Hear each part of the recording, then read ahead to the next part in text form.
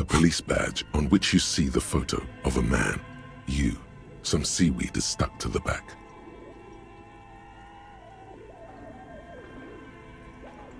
The man keeps winking at you with his green-gray eyes. The photo is old, no doubt, but the badge is new. You used an old photo for a new badge. 8, maybe 10 years. The guy in the picture, what do you think? His face is already contorted by the expression, although it looks like you had quite the charming face way back then. Your hair, the lack of alcohol swelling is a bonus, though there's a pinch of that in your cheeks already.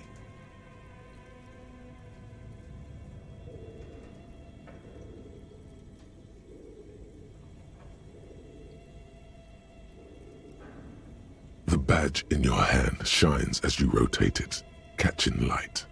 You see light.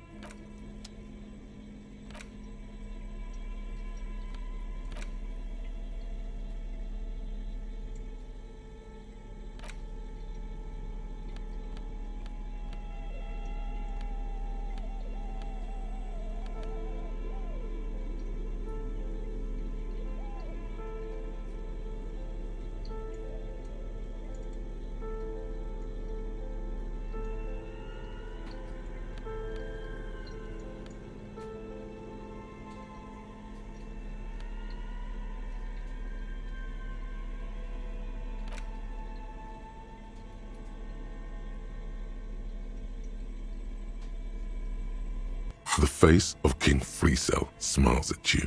For some reason, the smile now strikes you as more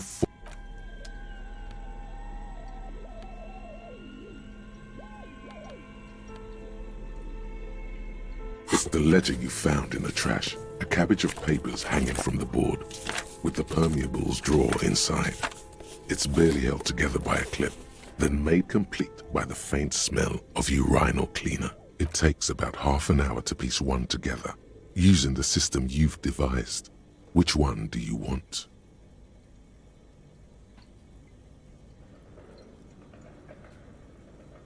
AKA Leslie and Burke, AKA the public indecency drunk and the property damage drunk, is a cursed case. It has been passed from unsuspecting officer to unsuspecting officer for 10 years. On January 29, the unsolvable case made its way to you. Why you accepted it, it is unclear.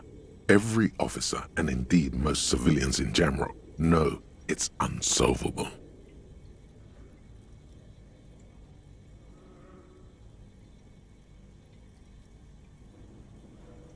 You were so drunk you didn't remember what it was when you signed on. That, or you were high.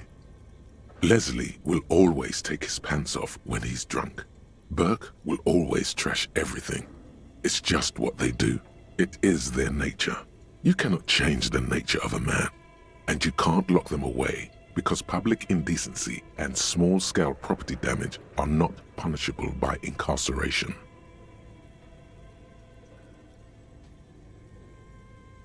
The only way for Leslie to stop displaying his genitals and for Burke to stop attacking things would be for them to stop drinking alcohol, which in their 40s or 50s, it's hard to tell because of their distorted features, is a medical improbability.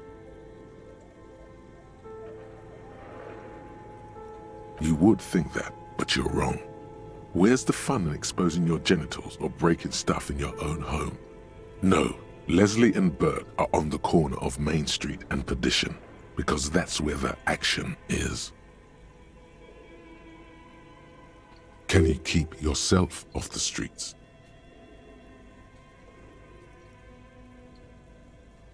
Threatening fines, dragging them to the station, locking them up in the hellholes they live in, locking them up in the station, hypnotherapy, even trying to get the local gang of Zemyaki to take them out. The Zemyaki gave them ethanol, so Burke and Leslie would expose and rampage even harder. You tried it all, and still the complaints wouldn't stop, as they hadn't stopped for 10 years.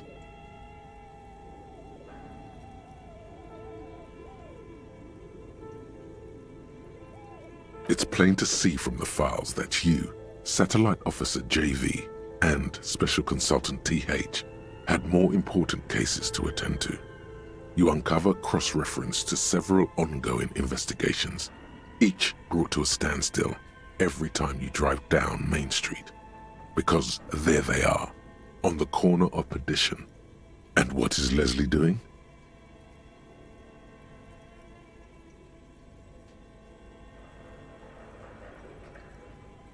Good, you're learning. If the files are to be trusted, that's all there is to it. That and Burke breaking things, and the fact that they're both drunk. But then again, so are you. The case becomes considerably less comic one day when Burke takes a swing at your ledger. He must have it confused with the property he likes to damage. But the joke's on him. You're drunk out of your mind on potent Pilsner. You slam the hardened plastic board in his face. Then you proceed to beat him unconscious with it. In the process, the ledger sustains damage. The compartment within, reserved for permeable documents, is jammed shut. You stop your assault on the now unconscious Burke to open it, but are unable to do so. The officer began to cry, reports Leslie, who, at this point, is tending to Burke. Kill them. They broke it. He came at us, and at us. I think he was trying to kill Burko. While trying to kill Burko, you slowly come around. The permeables compartment is open. You've smashed it open on poor Burko's kneecaps. The good news is, Burke can't walk anymore.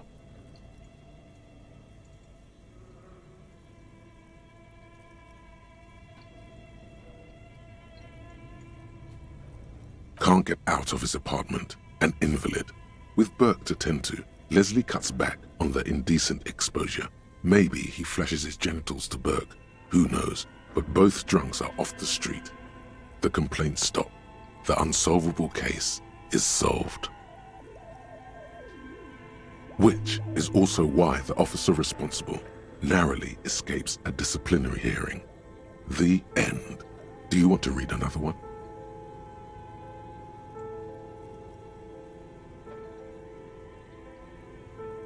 It would be very interesting to read about these, wouldn't it? I mean, there seems to be a square-shaped entry wound in the victim's forehead. She's been sitting there for weeks, on her rocking chair, with a square hole in her skull, staring at the wall, her mouth agape.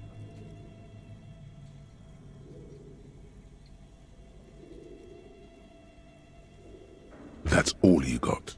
From the half hour you spent piecing it together, all you know is the entry wound was square-shaped. You never found the bullet. And then another body showed up, also with a square hole in his forehead. Toxicology showed the entry wound was laced with an incredibly potent psychoactive substance called HUV4-nil. No street name.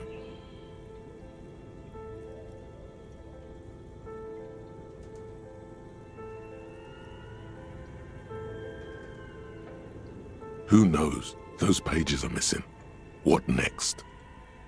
One day you may still catch the man with the square gun.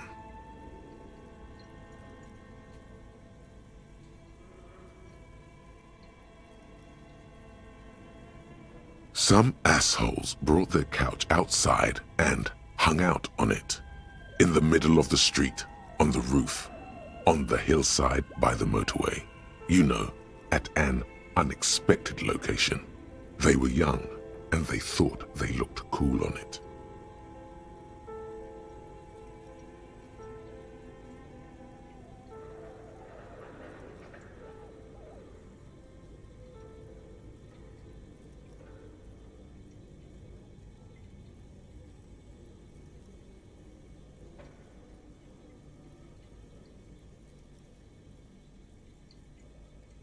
Yes, as you said here, insufferable rock and roll assholes. Young people are the worst. So anyway, you got a complaint about the damn sofa, or couch, or whatever it was. They were leaving it out in all these unexpected and whimsical locations. They took it to where they also took photos of themselves on it, and smoked cigarettes and drank coffee because they felt it's intellectual.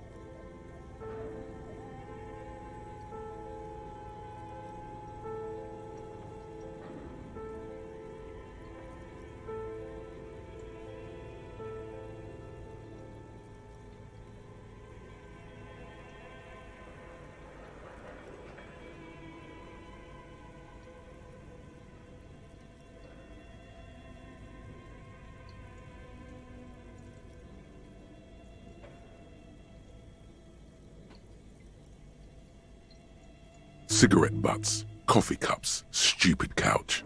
You had to clean it all up, and you did. So congratulations to you. Case solved. No, you didn't have time for that. These notes show that you have what is called a real goddamn job. You don't have time to be chasing down the couch assholes. You have a real job to do. What next? Murder. Tum Tum Tum at the hookah parlor was a case originally assigned to an officer called Joseph Mills, who is now dead, of circumstances completely unconnected to murder at the hookah parlor. Beaten to death by a throng of Villalobos gang members when him and his partner J.M., only initials mentioned, answered a call one night. It's a sad story, and it isn't really represented in your case files. Stop stalling and get to the murder at the hookah parlor.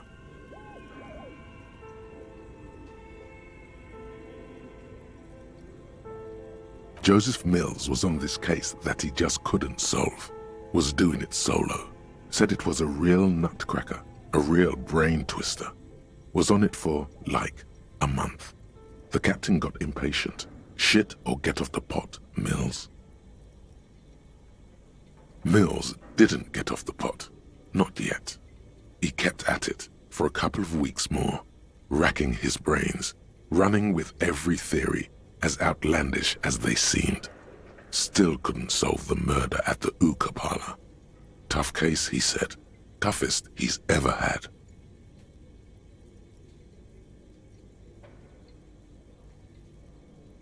No, he was awful.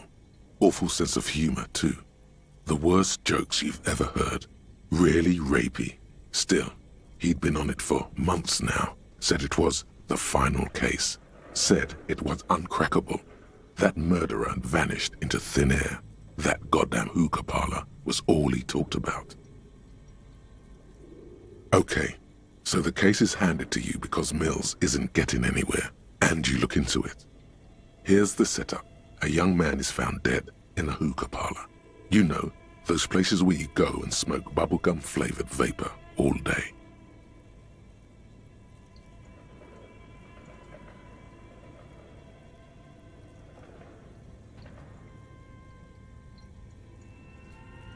No, it's soot and water vapor. It doesn't do anything.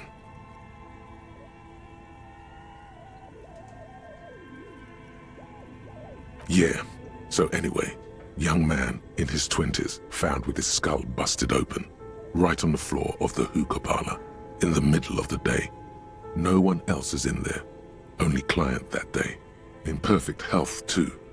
Some kind of movie producer.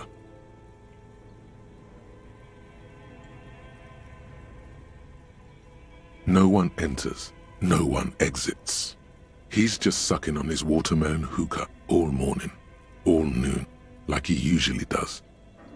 He's a regular. No calls, nothing, just sucking on the hookah until 15:45. Then bam, he's dead on the floor with his skull busted open, blood everywhere. What happened? How can it be? Mills has no idea. Invisible assassin, movie deal gone sour. Girl at the counter did it. Nothing fits. Eerie. Man just dropped dead. So you go to the parlor. You see cushions around the table. Tables low, heavy, really sharp edge.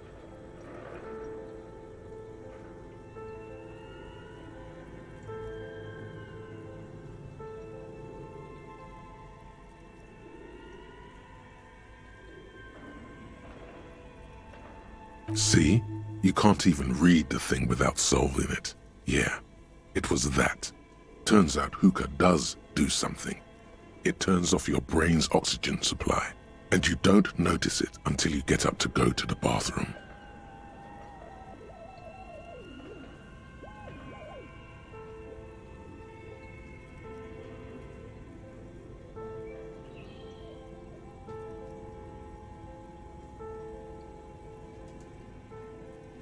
Yeah, he liked his hookah. Stephen was his name.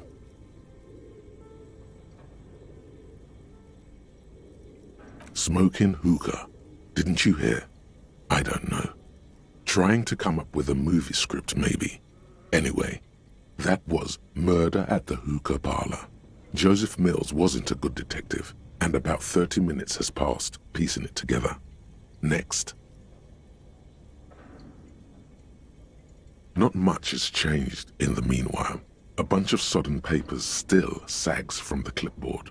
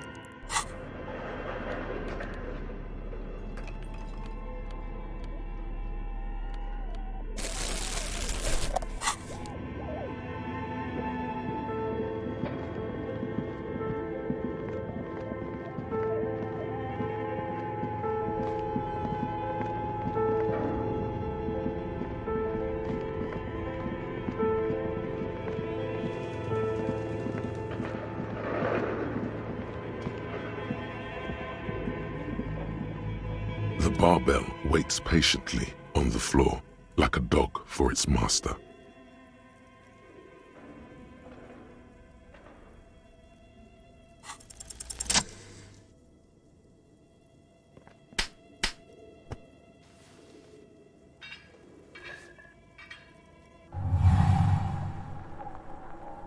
Conjuring up an inhuman amount of strength, you raise the barbell up in the air. Your biceps tremble, but you're a savage.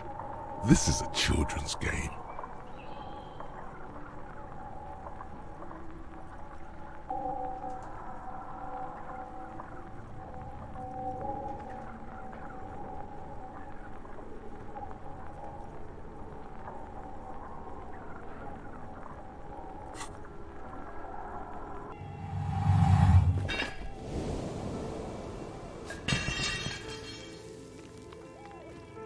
A warm wave of accomplishment washes over your head as you drop the barbell to the floor.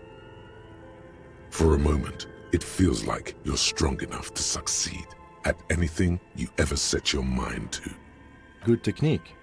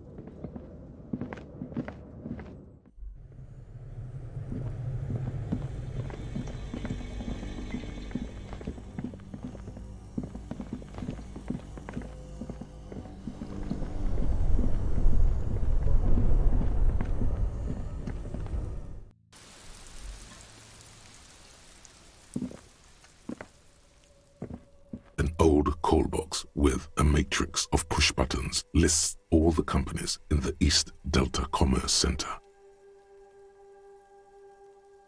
East Delta Commerce Center? This must be the name of the doomed commercial area.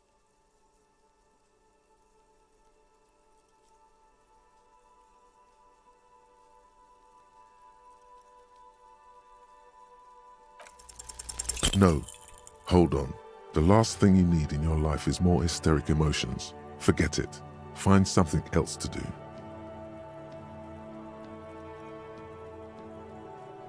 You hear the same waiting room music, but no one picks up the receiver anymore.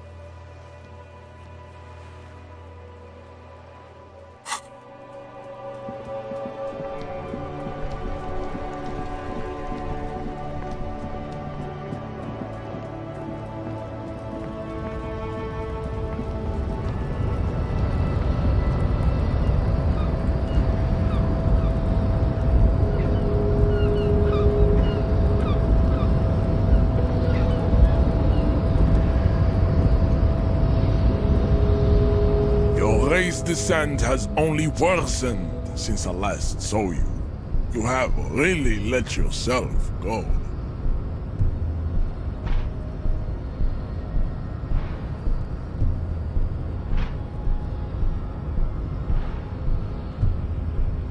Don't be vulgar. White or not has got little to do with this. The race enigma runs much deeper than that. Mr. Clare is a man of vision and means. He has the will to confront International Capital, which is something your race naivistic communists also. To serve is noble. It takes discipline.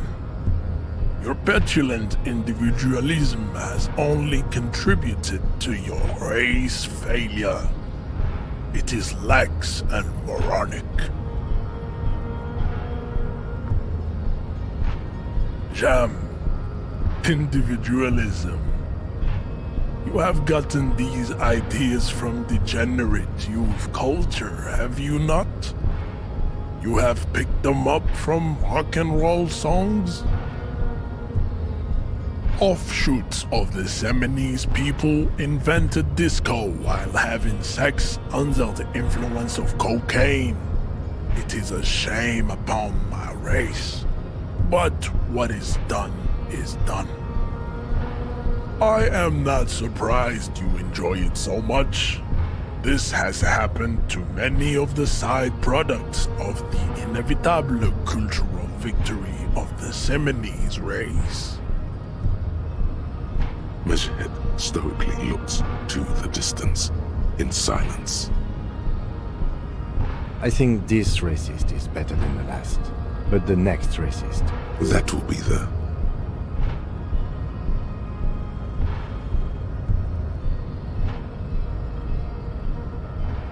There always is. Race is reality.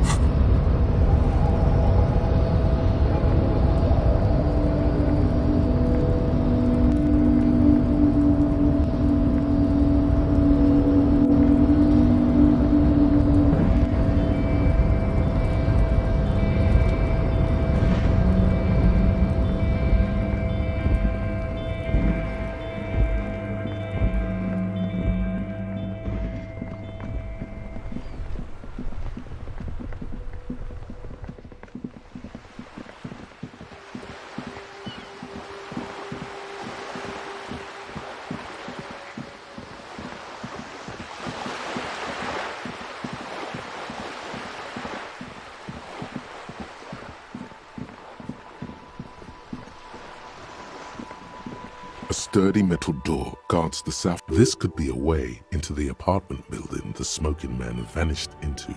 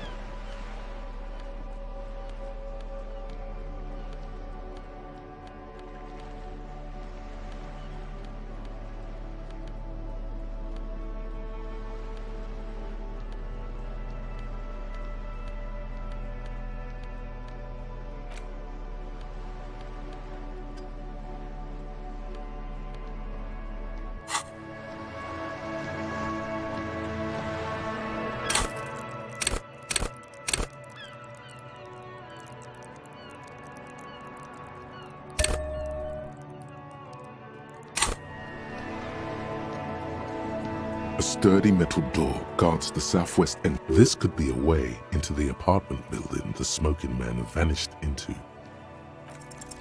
You already tried, and all you got was hurt. Better not to try anymore, then you won't get hurt.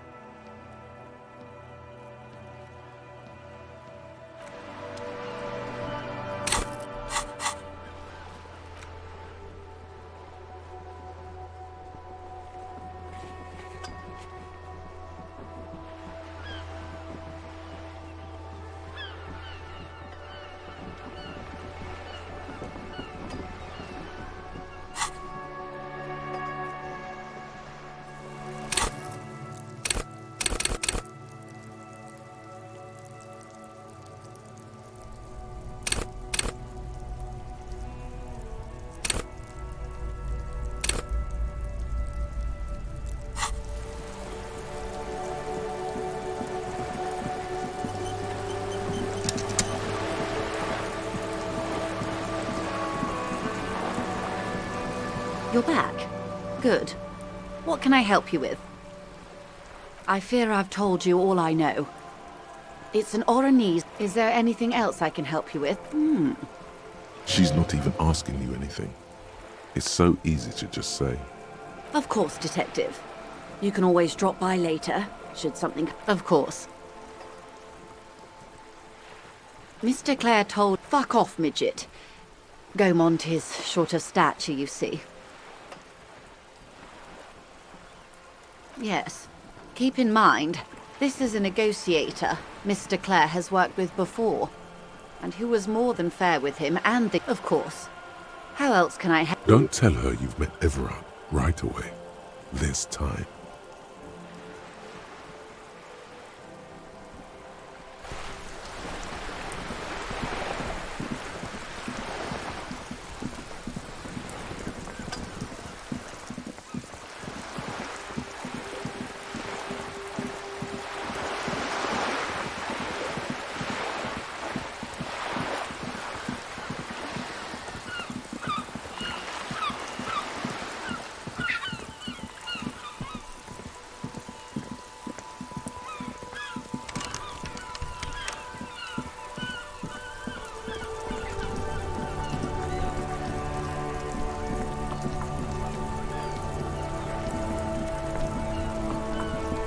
Inside, you see a set of steering levers, a radio microphone. This is Precinct 57. How may I assist you? Still no word, I'm afraid, sir. I know it must be frustrating. Was there anything else you wanted to ask? 57, over and out. In the cabin, you see a set.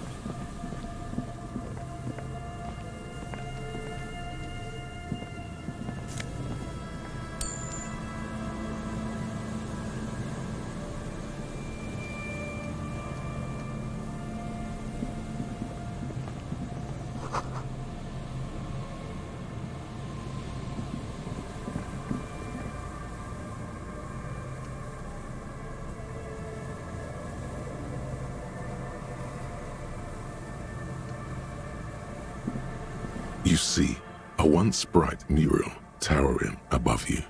The signage has peeled off over the years, but you can still make out Feld Electrical R&D.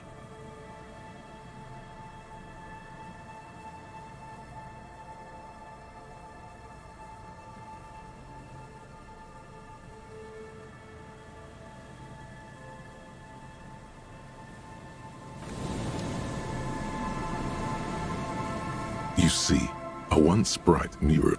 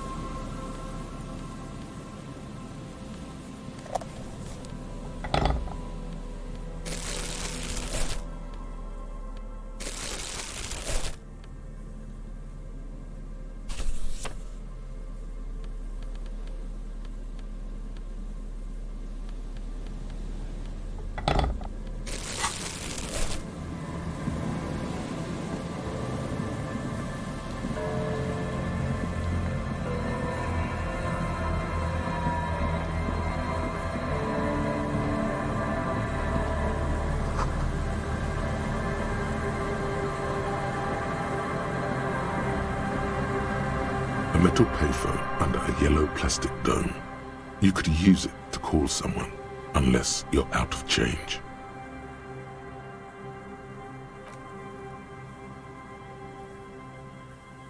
You hear the tone. The machine is inoperable.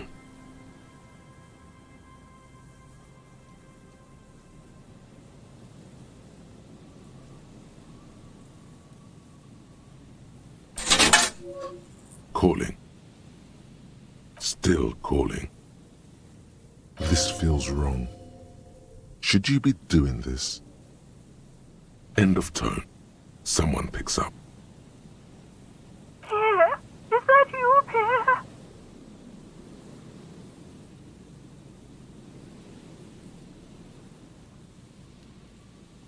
So nice of you to find the time to call me. It gets so lonely.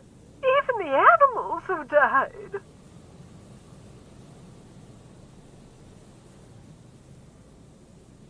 Are you sure you're Pierre? Your voice, it's different. Her voice is drowned in white noise.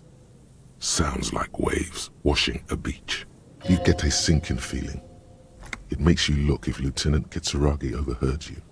To your relief, he did not. Calling. Still someone. Hello, Gerard speaking. Hello, Gerard.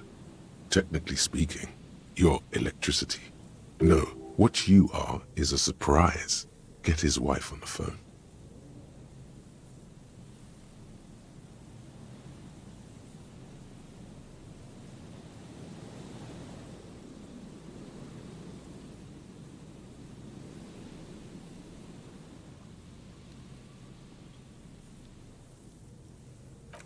Who is this?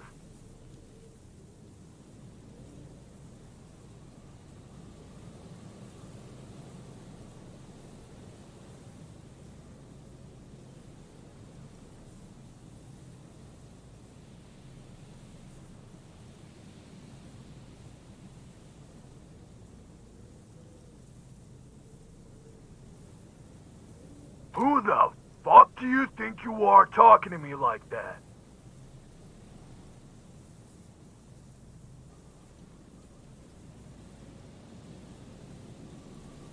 Just tell me what's going on here. Bien, come here. The sounds are muffled. You can make out two people, a man and a woman called Bien. They're talking to each other in agitated voices. There's a shuffle of feet. Children, maybe. More shouting. You're pretty sure you hear a man saying "fuck" several times. Then the crackle in the phone line gets violently louder, like the surf breaking. You hear a faint thud. You could swear you're hearing furniture falling over.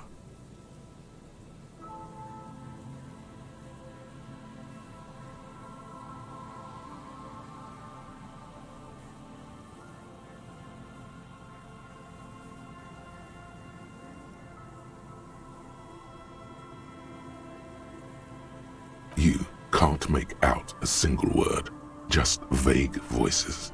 One more, a child has joined. Something breaks. Oof, something hits the phone with a loud crack of plastic and microphone hiss. After that, you are left with the disconnect tone. What the hell are you doing?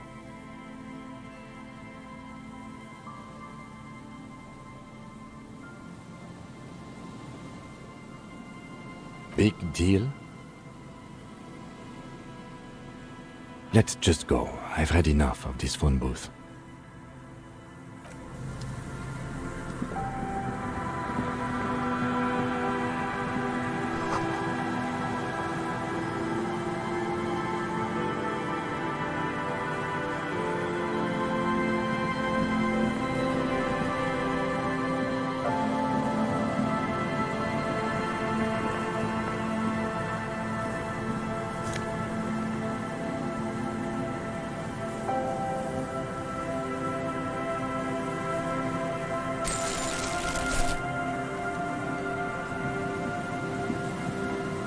Someone has left an unidentifiable article of clothing on this railing. It smells really bad. It's streaked with dried seagull shit and tangled with pieces of seaweed. A dangling arm suggests that there might be a jacket beneath the crust of filth.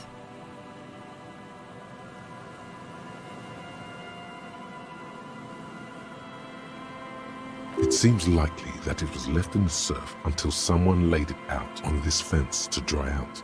Unfortunately, that just seems to have stiffened it into a shapeless mass. Please tell me you're not taking that with you. A clue? You think our suspect is a seagull who's been defecating on unsuspecting jackets?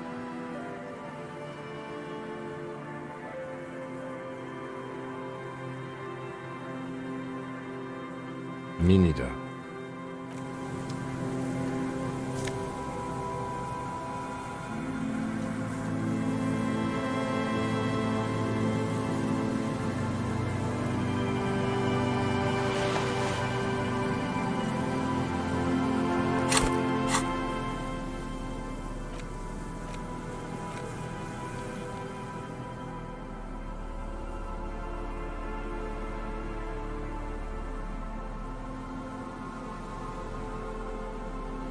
As you hold it in your hands, it makes an uncomfortable crunching sound. It's a sordid, filthy tale, not for the weak. Are you sure you can stomach it? It occurs to you that you're not even holding the jacket itself, but rather the thick crust of jetsam and seagull shit that ensconces it. Why? Why did you think about it?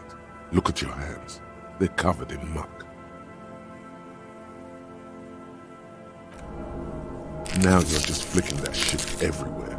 This is a disaster. You'll never get the smell out.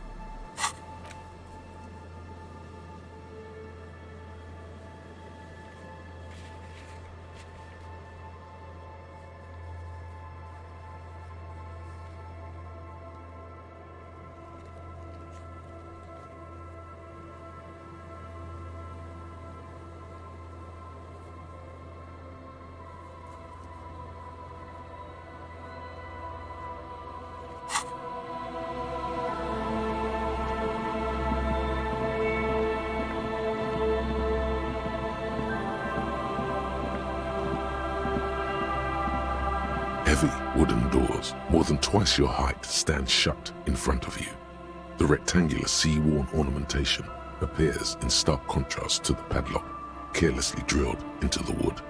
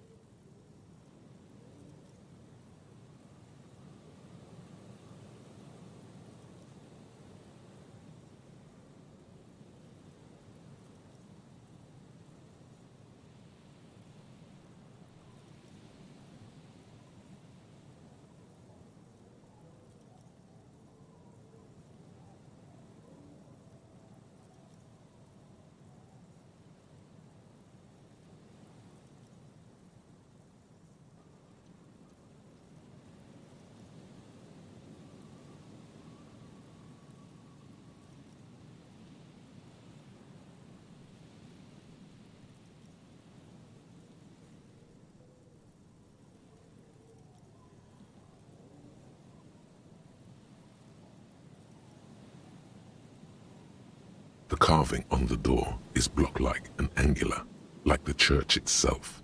Two large beams shoot downwards, sinking into the wood before they reach the threshold.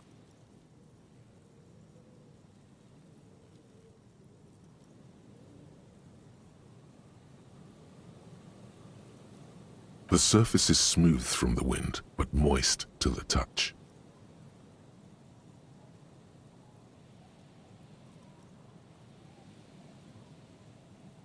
This cheap-looking padlock is sturdily built.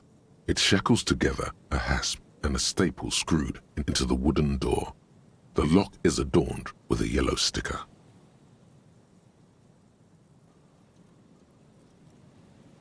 You see a yellow circle with two X's and a big curve below them that looks like a mouth. You're pretty sure you haven't seen it before, but what the symbol depicts is clear enough. A smiling dead guy. The curve makes it smile, and the X's make it dead.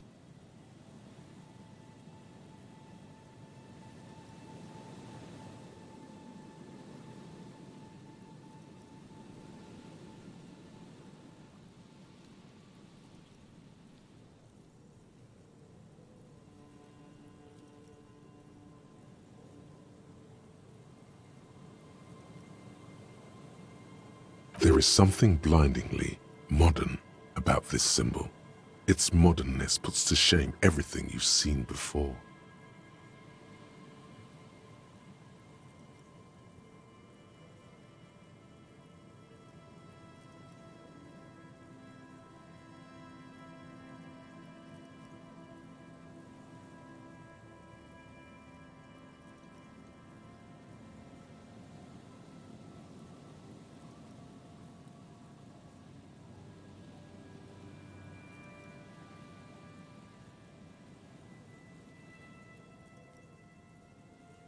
It's the contrast between the cheery, chemical yellow and the rigor mortis.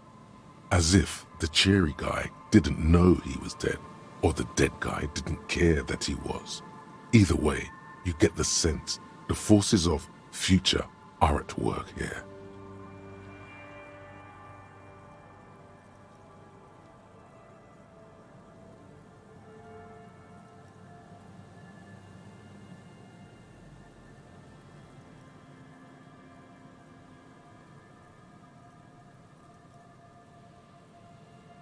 He takes off his glasses and uses a blue handkerchief to thoroughly wipe them clean before inspecting the sticker. Then he looks up, pauses, and replies. No. Looks like a dead man smiling. Suggests junior delinquency.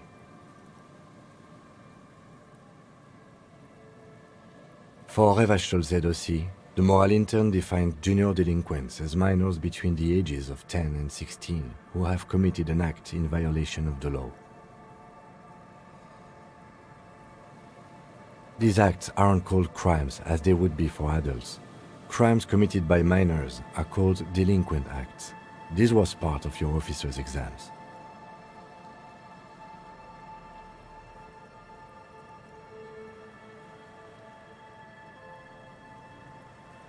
I haven't seen that sticker before, and I'm not a youth.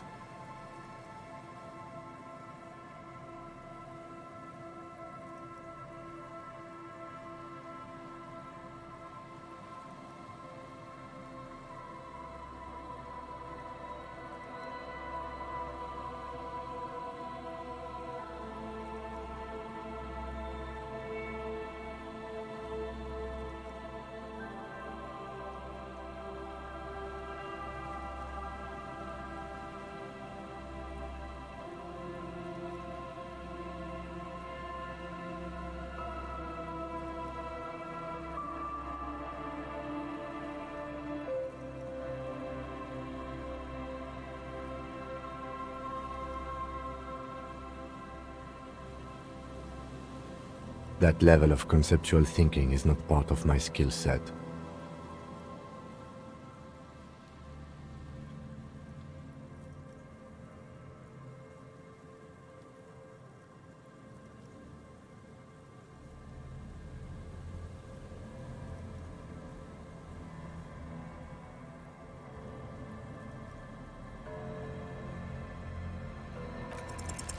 There's nothing like the sound of a sticker unpeeling.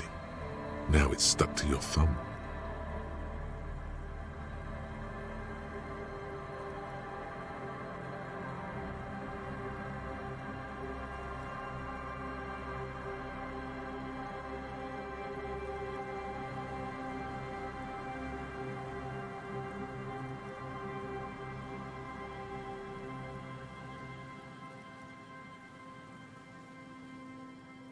Looks like today was a gold star day.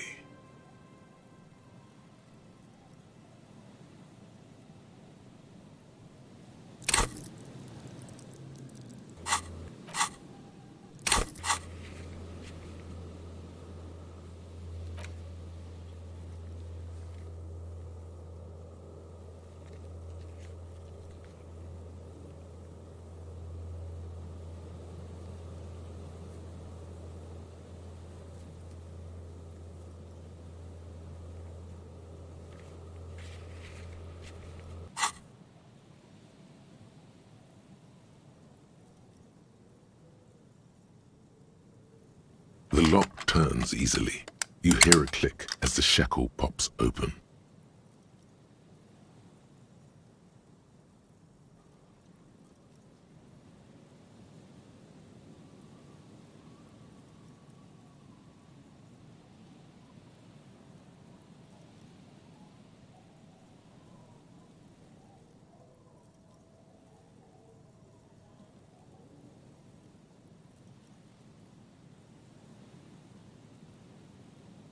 Let's go. A great whoosh of air rushes into the dark innards of the church, as though rushing to fill a great vacuum.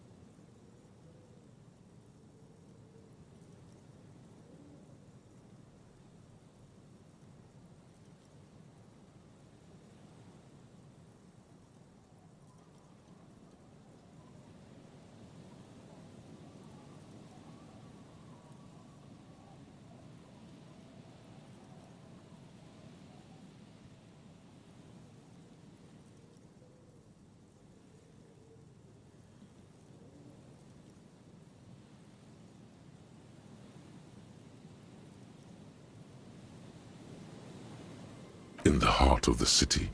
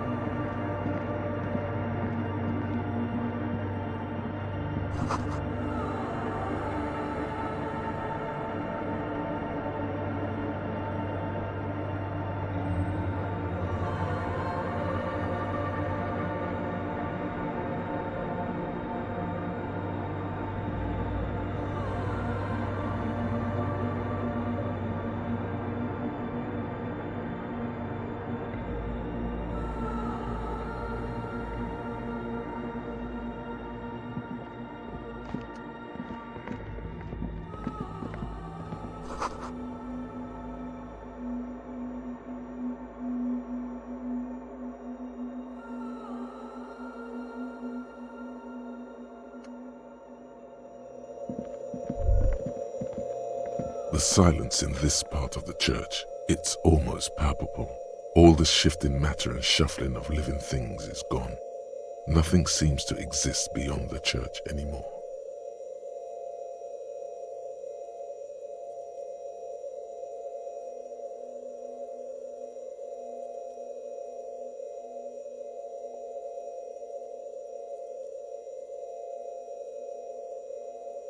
Maybe if you were to stand in just the right spot, even your footsteps would be completely silent.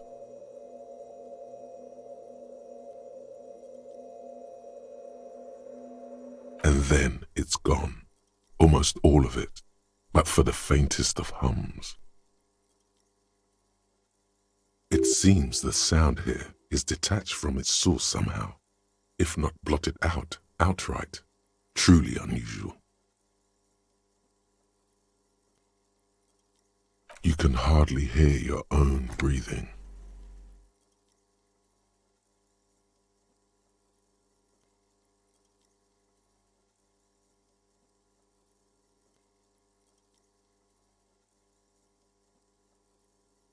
Your voice is barely audible, not a howl, but the softest of whimpers.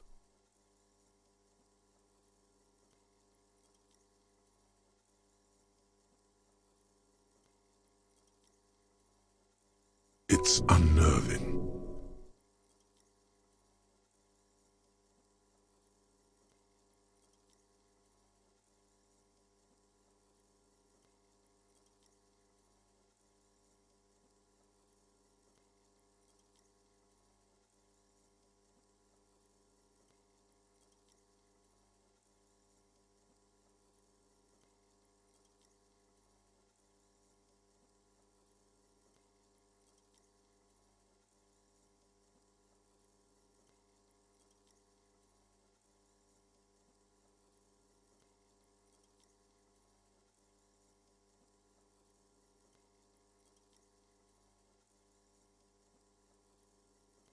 You produce a few muffled thumps, after which the silence feels even more total, somehow.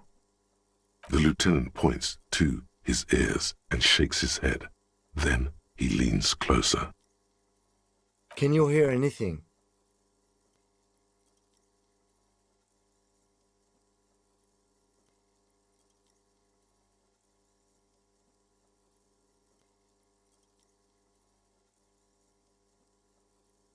The church just has strange acoustics, some engineering trick.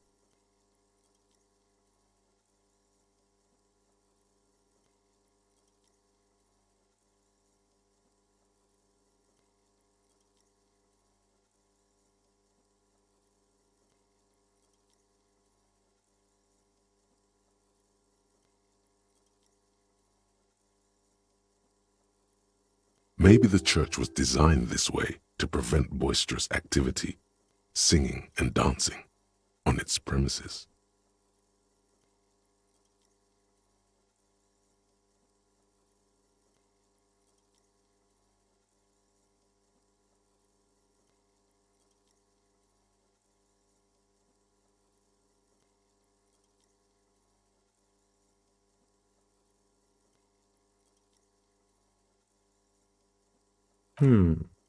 Could be.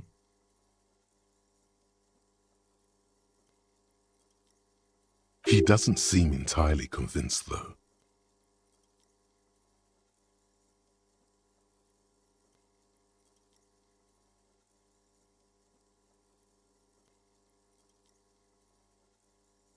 The lieutenant points. Can you hear anything? The church just has strange acoustics, some engineering trick.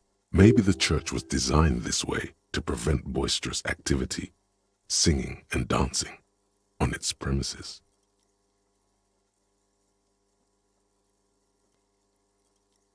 The lieutenant doesn't reply, but you can sense him tense up next to you. The orderly rows of ceiling panels become barely visible, then disappear completely in the darkness of the tower overhead.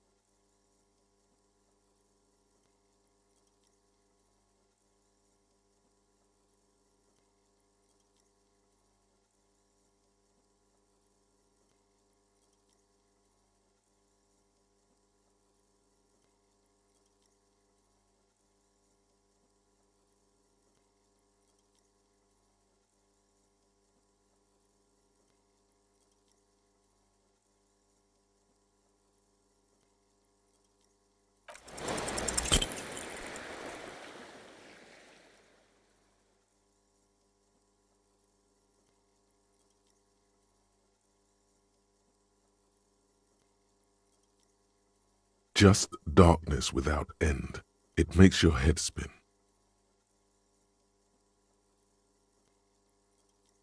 Filled with vague shapes of woodwork, the sense of a great height.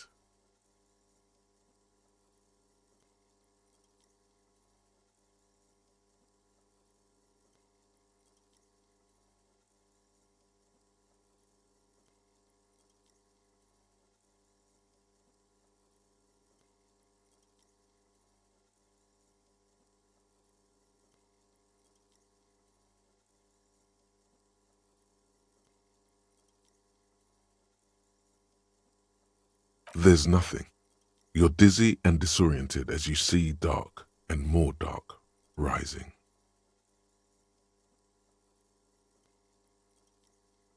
Officer, what are you looking at?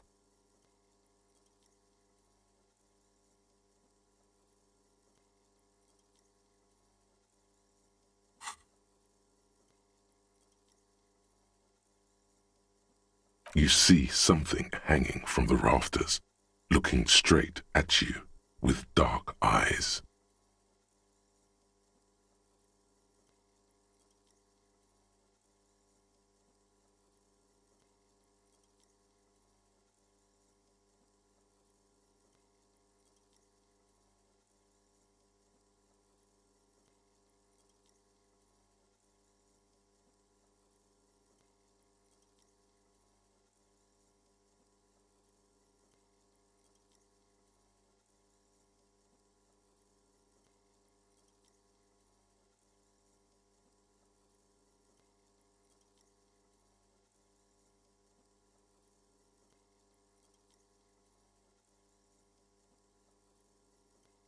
Maybe it's possible to talk to it.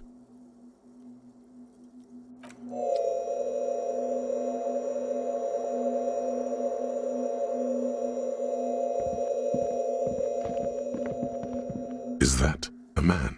Looks more like part of the carpentry of the building came alive and is now studying you intently.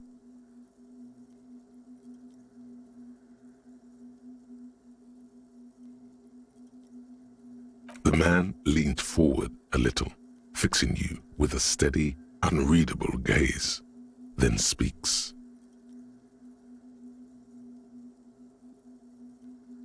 Habitual alcohol use has made you into a scared little pussy, Holmes. But don't worry, everything's gonna be all right. You come to the right place.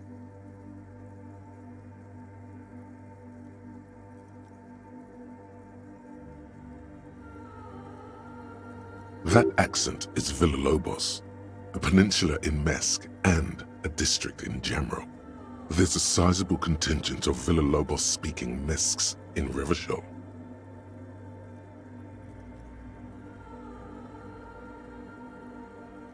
Here you could receive the mother's love.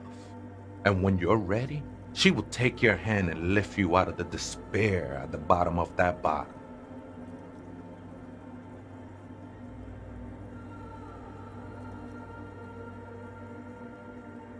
This man is obviously a habitual narcotics user. Do we really need to question him?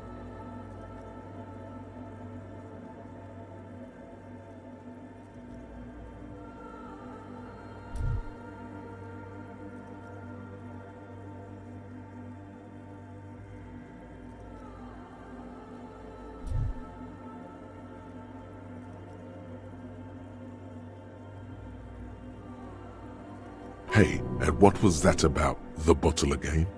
You haven't even drank that much lately. Lay off it already. Shish.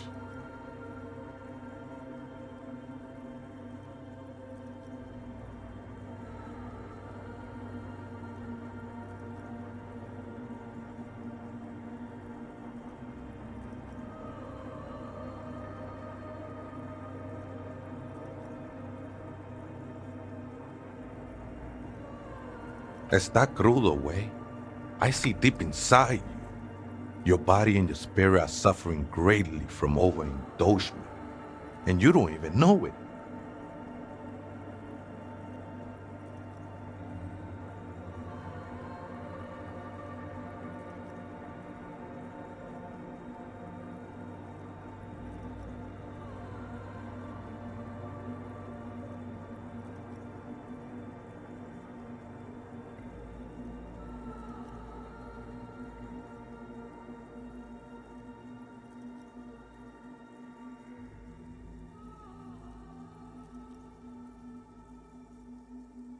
I was like you once, just dragging my feet to the next bottle. Shit was dark, Holmes.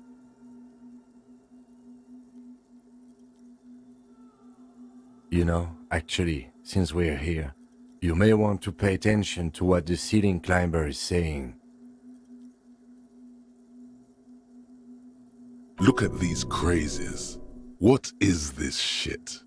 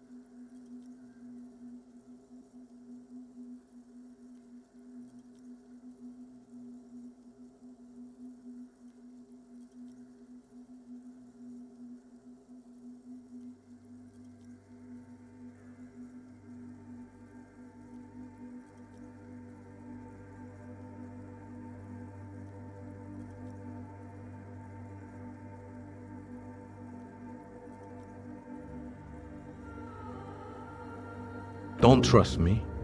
Trust the mother. I'm only the messenger, Holmes.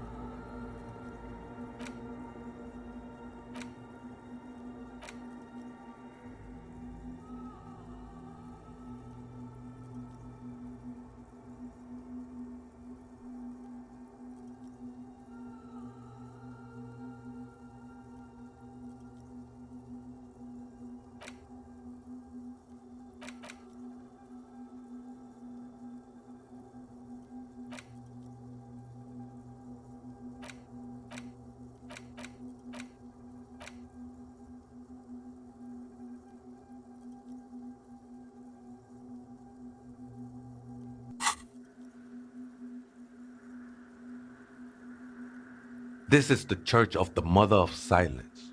You are welcome here.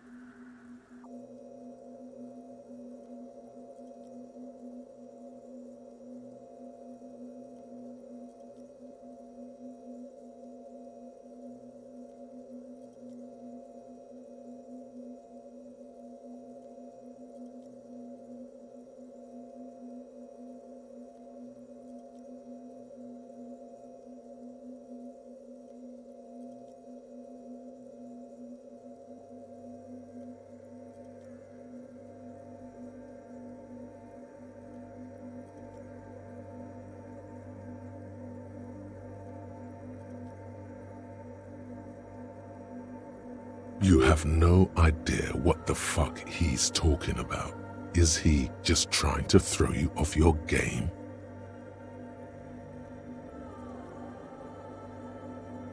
"'Tis not an act, my liege, save him perchance he hath deceived his very self. This man is a zealot."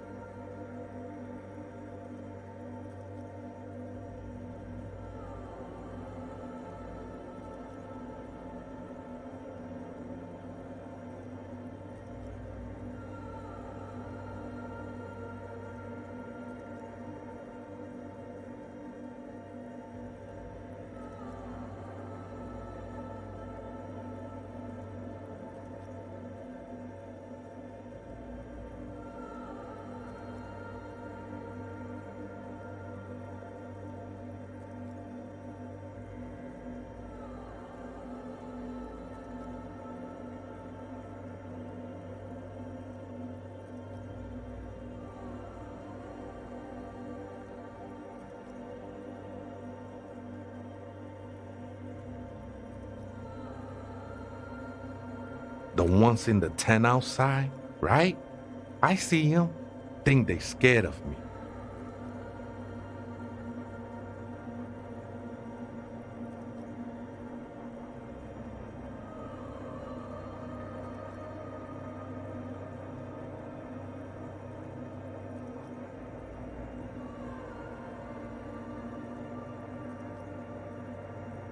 Nah, man. They look pretty funny. And I don't harm no one anymore, anyway. Though he used to, a long time ago.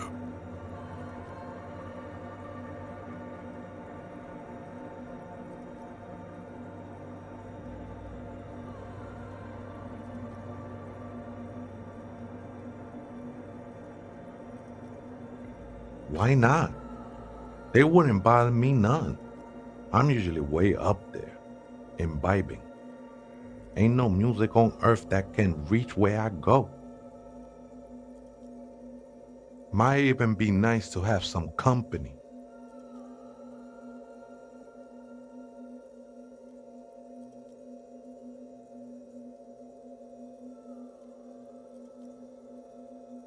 Other spooker? Oh, esa viejita es muy estudiosa. Don't know, Holmes. Viejita is grandma?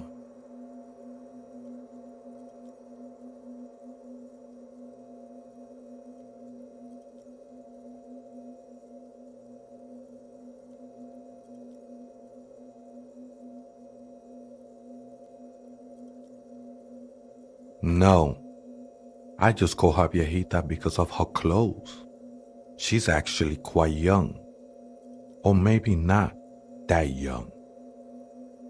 Age is just one of the many masks we wear.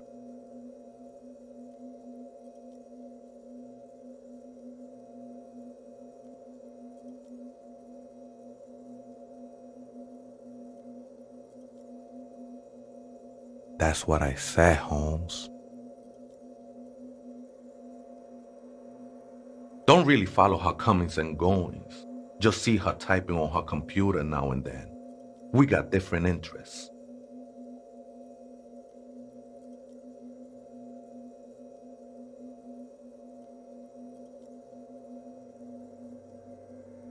I'm afraid not, Essay. You just have to wait until she comes back, or... Never known myself to be a crab, but if that's the name you got for me, I won't stop you from using it.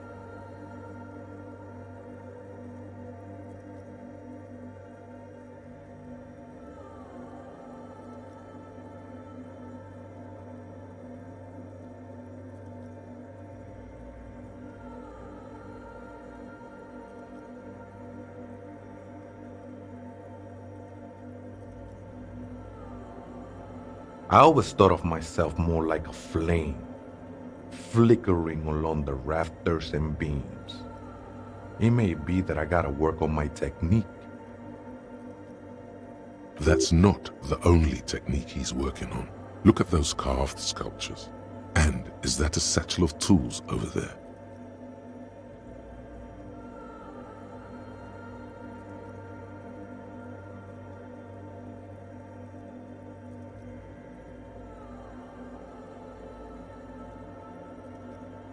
Sure am.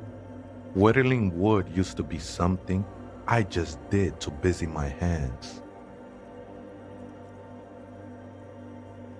Now I use those same hands in service of something greater than my own restlessness.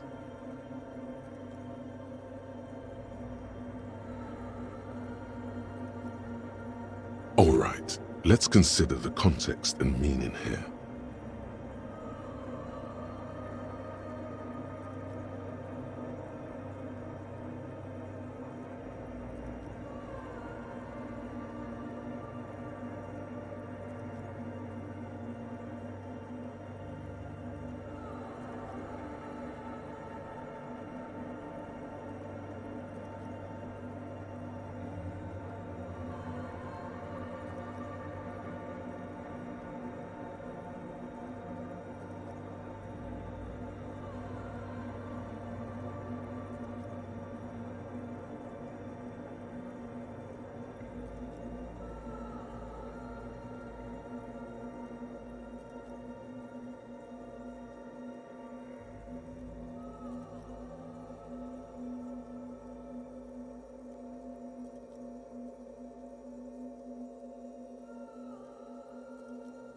It's all just for the mother, man.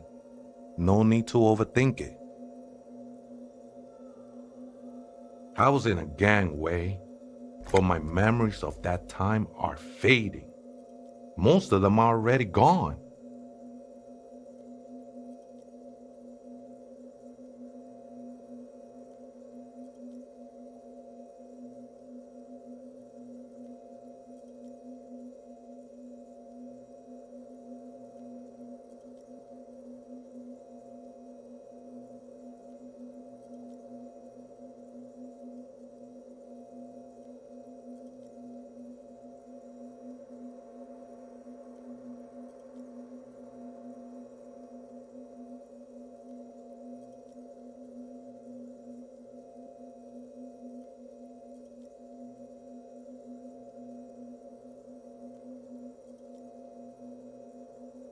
No, man. You gotta let that shit go. Then the mother's light touch will fill you with rapture. Do you remember your name, sir? Tiago's my name, but those syllables don't mean much to me these days. A name isn't just your identity, but also, so to speak,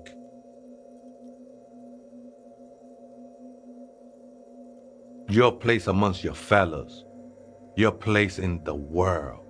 I ain't got no use for such a place anymore.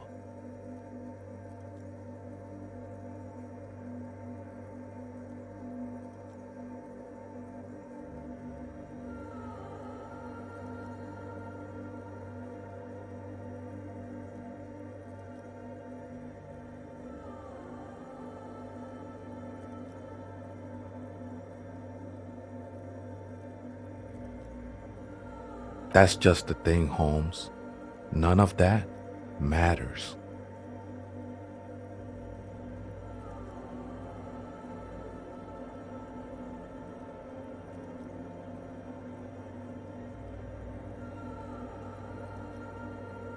This is a special place. There's a perforation in the world up there, a way out into nothingness. This church was built around it for purposes of veneration.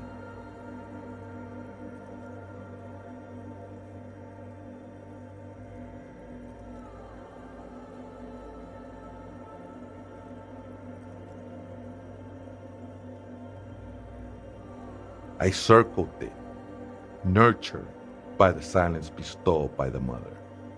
One of these days, I'll be pure enough to go drink from it directly.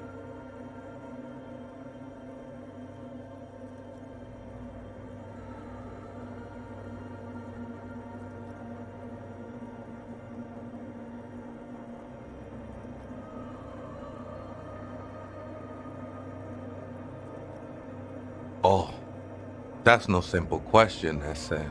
She is one who can be painted or sculpted. She is a cavity in the dark beyond sense. She saved me, but I couldn't describe her to you. No one can, Holmes, and no one ever will.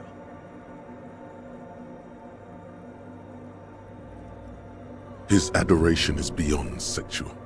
This cavity is something that no human form has.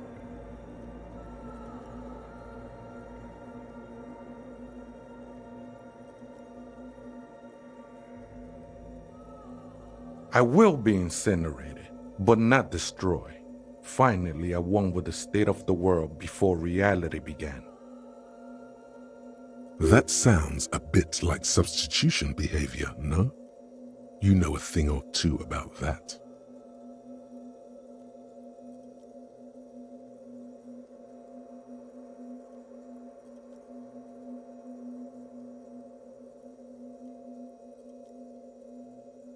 It's not like that at all, man. It's just faith and joyful service. Too gleeful, those words. He is lying. Not to you, to his very own self.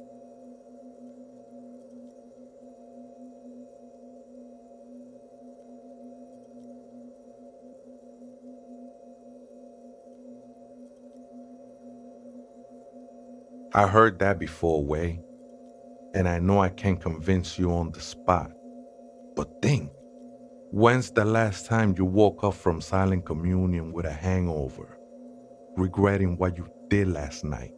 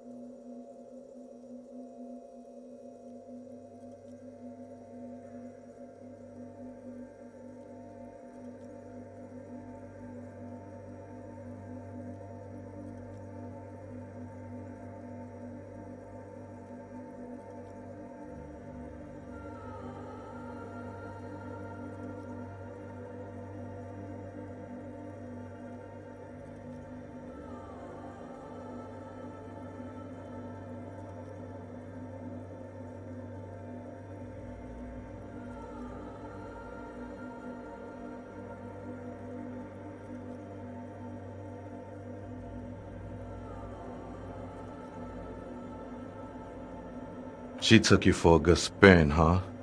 Don't worry, bro. That love is but a drop compared to the ocean of the mother's love.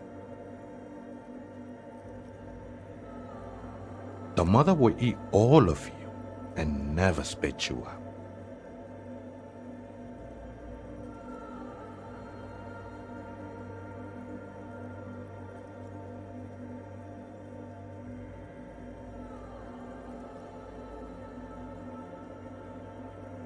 No worries, man. I know this shit takes time.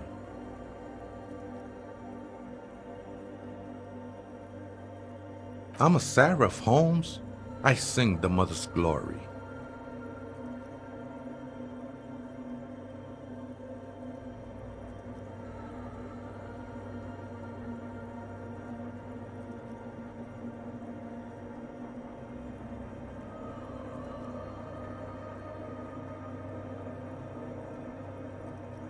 I ain't from no Marietti, if that's what you're thinking. And the song I sing is silent as the mother.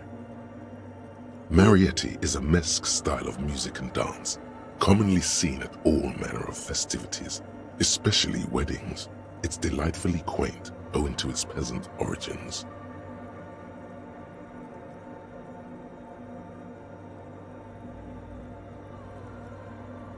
Hard to say. I think I did some construction work here, back when I still had material worries. Up there, I realized what the true purpose of the church was. Been spending a lot of time here ever since. The past is nothing to me now, way. It didn't belong to me.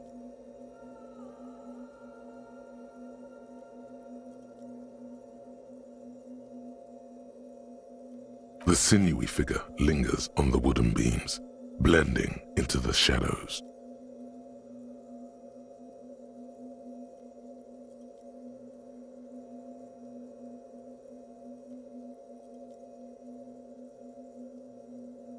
Police raid a while back.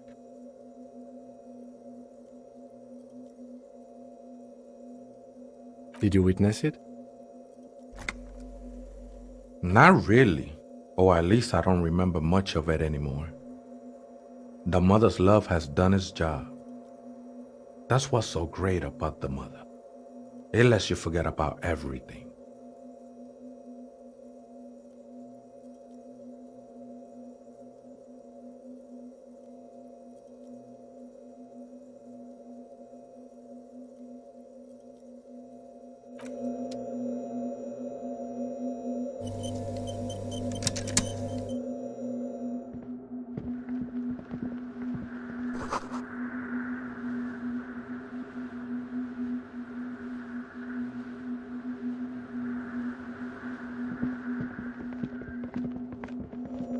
Oh, hey, wait, there's coffee in the back. Oh, wait, I meant the mother's love.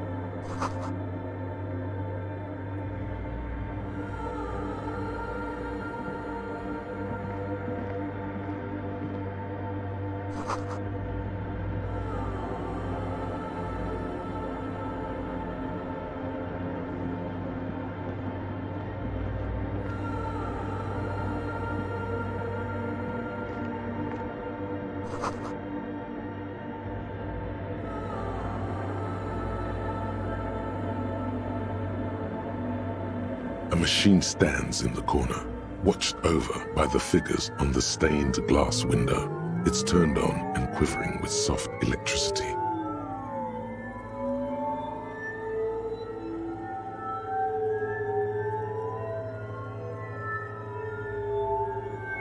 Another radio computer. And this time it's already turned on. We should leave. I doubt this place bears any connection to the case.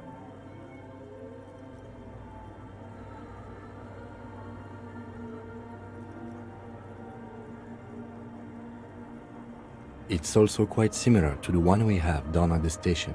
Must be the same model. A quaint little box of radio waves.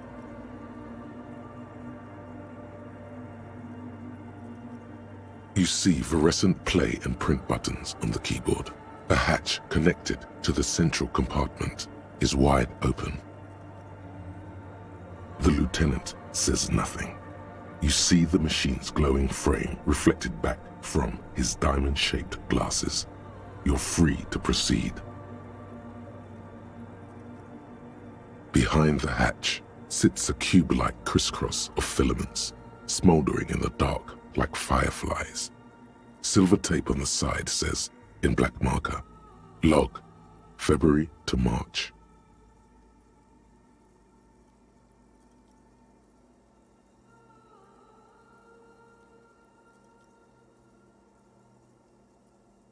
The speaker comes to life. Static seeps through the machine's planar magnetic driver. An old lady greets you. Her voice sounds 100 years old. Good evening. Votre accident en Saint-Brun. This is the East Insulindian Rapid Station 1. Please repeat. Is this the personal log?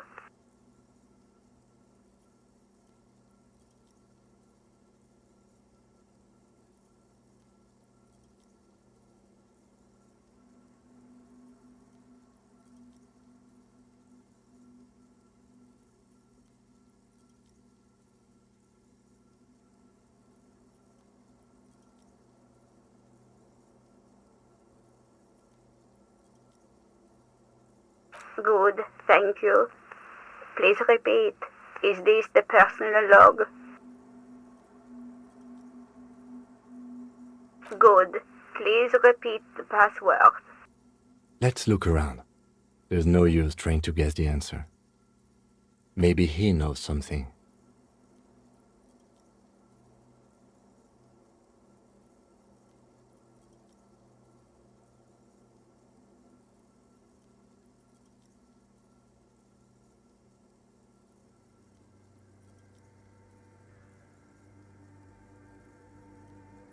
Received. I will register this login attempt. Votre accident. Is there anything else I can do for you today?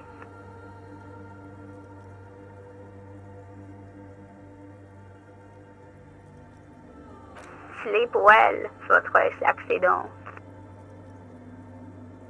The machine's keyboard is still illuminated, revealing fluorescent play and print buttons.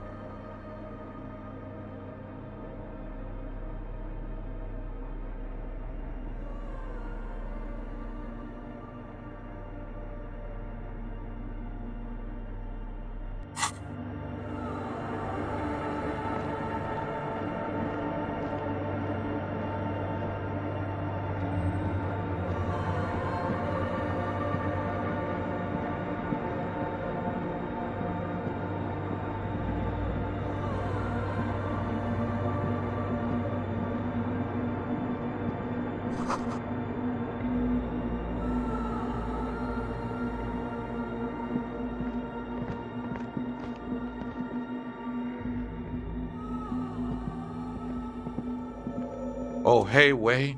There's coffee in the back. Oh, wait. I meant the mother's love. Too many times, essay, you need it for something.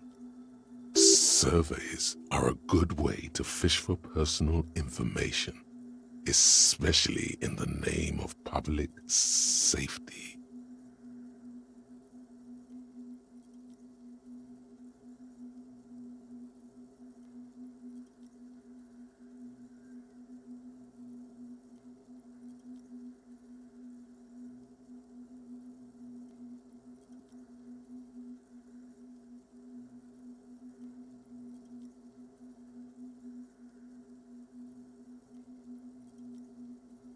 Don't sweat it, vato. The password is afterlife death.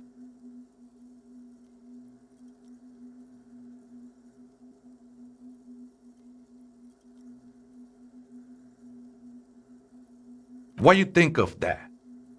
Makes me almost pity la niñita pequeña when I hear it. I think we're done here, Ese. That was an interesting conversation. However, I'm still not sure how it's relevant to our investigation.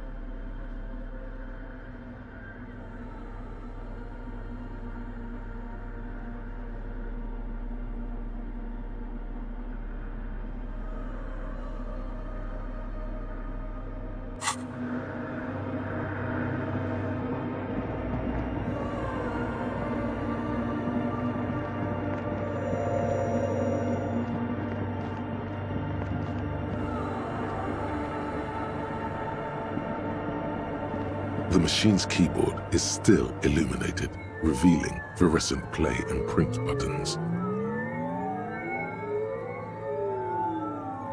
The speaker comes to life. Static seeps through the machine's planar magnetic driver. An old lady greets you. Good evening. Votre accident on Saint-Brun. This is the East Insulindian Rapid Station 1. Please repeat. Is this the personal log?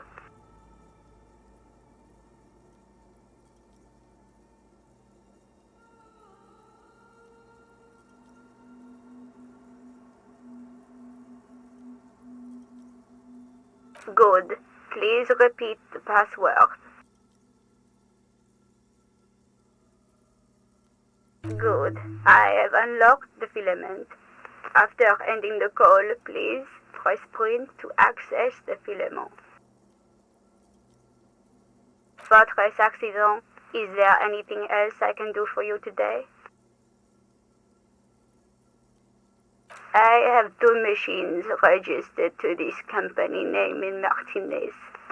One on Saint-Brun, the other on Rue de Saint-Ghislaine. Saint-Brun, that's the church. And Rue de Saint-Ghislaine? That's the doomed commercial area. Anything else I can help you with?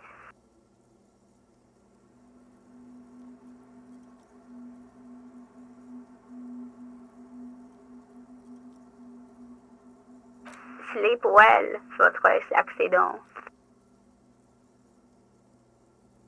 The machine's keyboard is still illuminated, revealing fluorescent play and print buttons.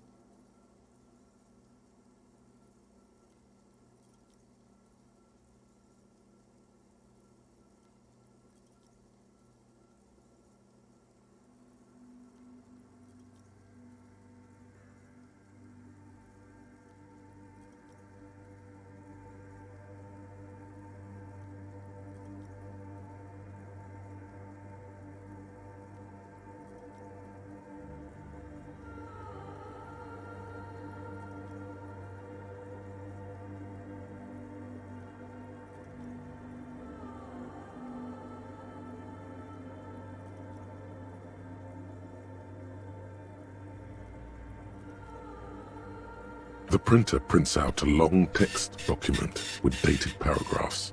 It looks a bit like someone's journal.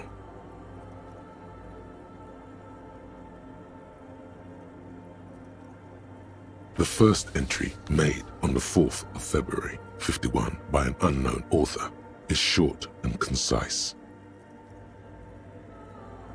Arrived at the church. The door was boarded up, so I used the crowbar to get inside. Looks like the place has been deserted. Nothing out of the ordinary, but I'll ask around. Need to figure out how to get the electricity in.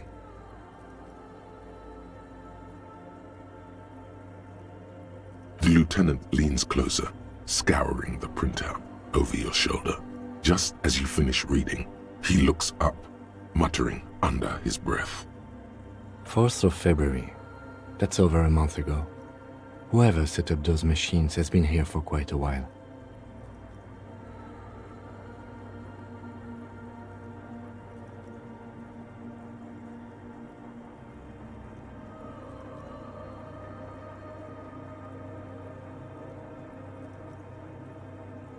Our case? No, I don't think so.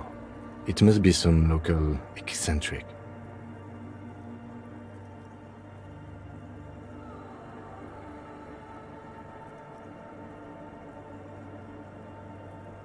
"6th of February, 51. Had a little chat with the local fishermen. Said I shouldn't go near that place, that the church was spooky and ridden with narcotics. It's a little spooky, all right. Still haven't figured out the electricity." See? Even one of the spookers themselves says it's unnerving. What was that about narcotics? This could prove to be interesting.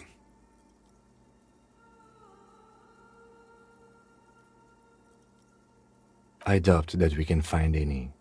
It's just idle fishermen's gossip to scare away the kids.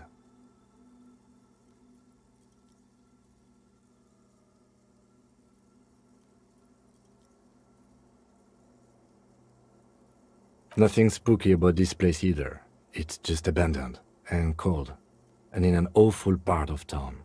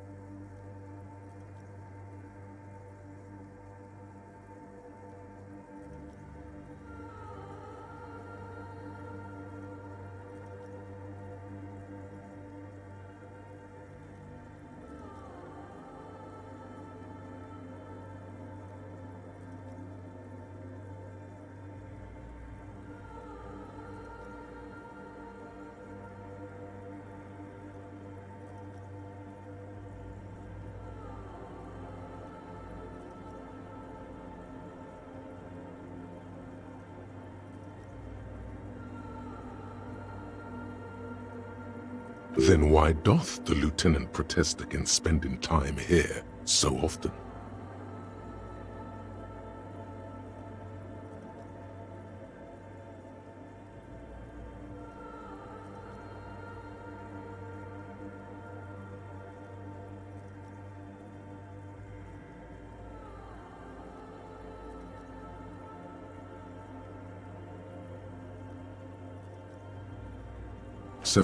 February 51. Finally got the electricity in. Next on the agenda, a new antenna. I'm thinking ESCA series, something advanced.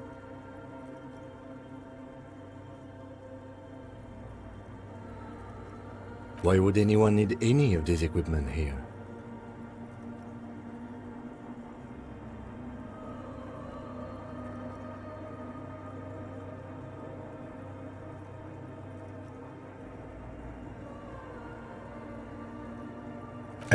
February 51. Bought the antenna, had some problems setting it up. Called Simon for help. Heard the others are back to making art. Drinking somewhere out of town. Sulislav started a rock band again. Lexi has been seen asking money from strangers. But at least the artists have their act together. They're qualified labor. They can get work anywhere. Graphic design, ads. The programmers are doing fine too. I mean, they're programmers. The writers, though, they're fucked.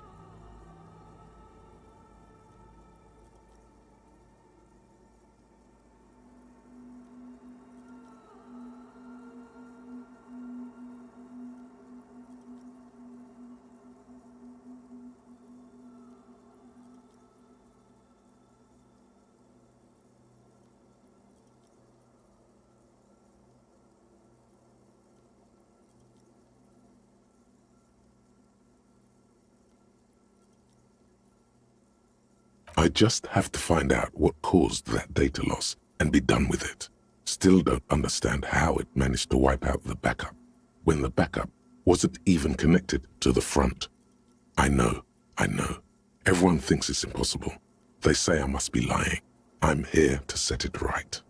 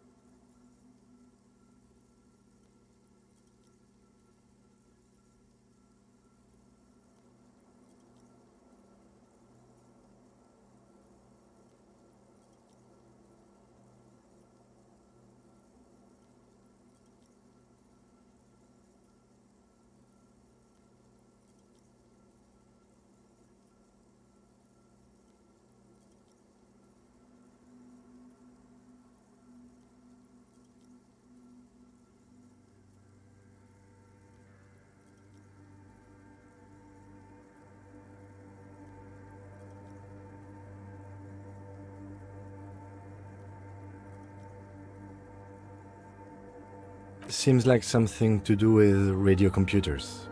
Unfortunately, I don't know enough about them to understand what the author is saying.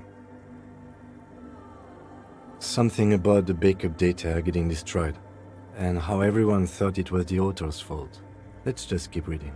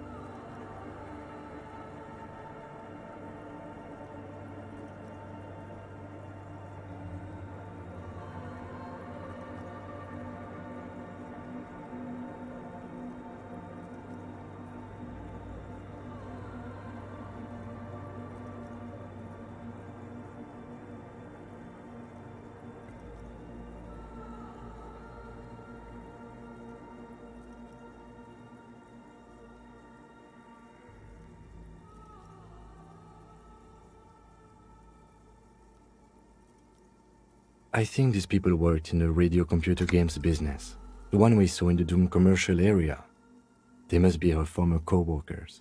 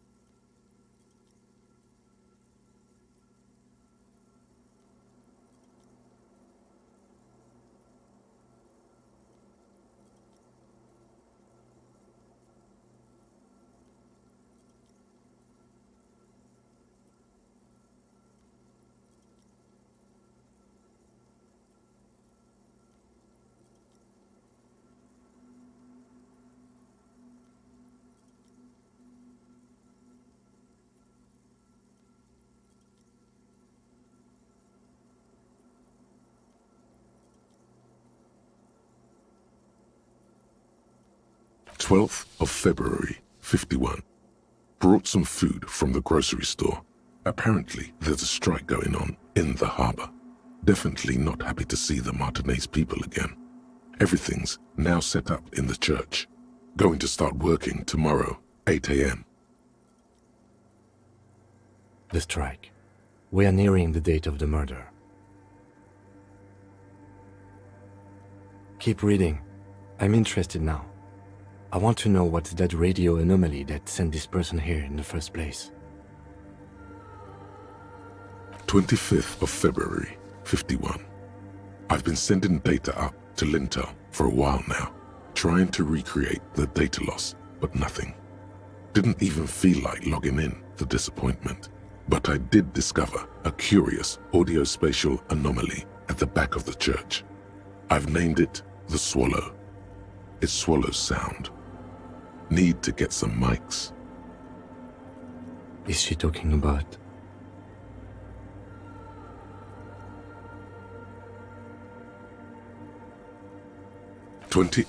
February 51. Yes, the first recordings confirm that the swallow is real and I'm not just losing my mind. It's a pillar of silence with a diameter of approximately 3 meters. Seems like the higher I go, the less I record. This might be a coincidence, or it could be connected to the data loss that led me here. The pillar of silence. She is talking about the silence. Is she suggesting it's more than just an architectural quirk?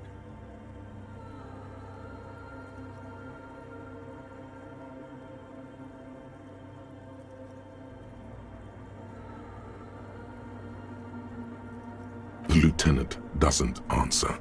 He follows your gaze, studying the basins. The water shines in them. No ripples. March 51. Some kind of young disco men have appeared next to the church. I've been trying to record the silence to find the epicenter, but now it turns out I've also been capturing the future of dance music, one neo-disco song over and over again.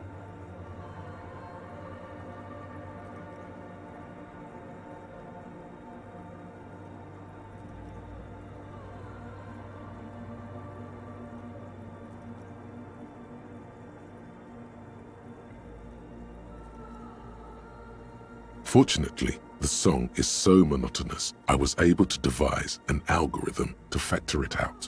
The other day, one of the disco men came in. Before I could even say hello, she got scared and left. Good, I don't want anyone distracting me from my work.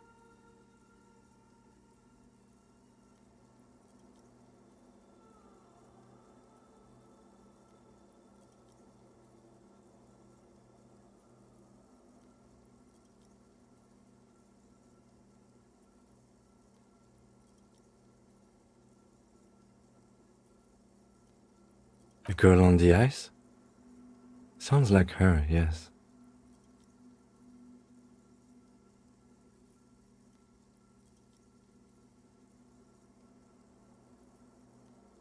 March 51. I got a call from the repeater station.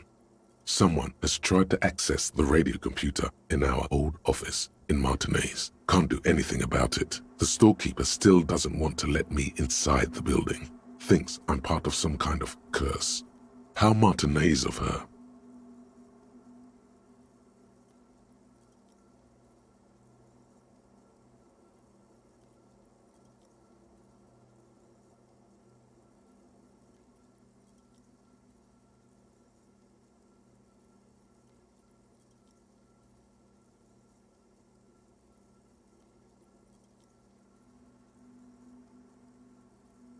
I knew it wasn't a good idea to meddle with the machine.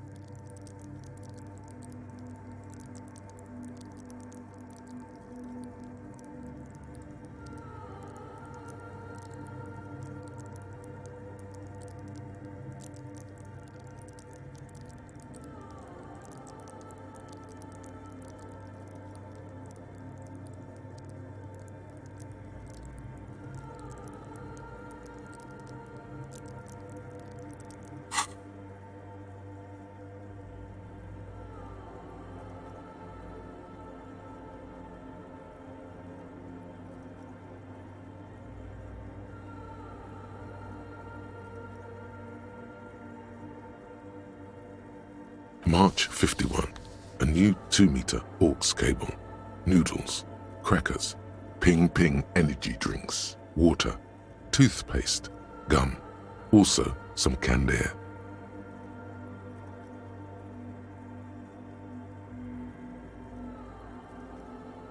It's coming.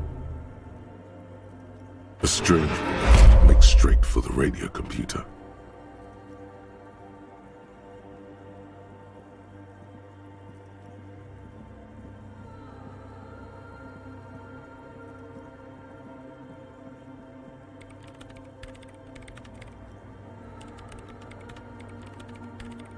Breaking into my radio computer, I see.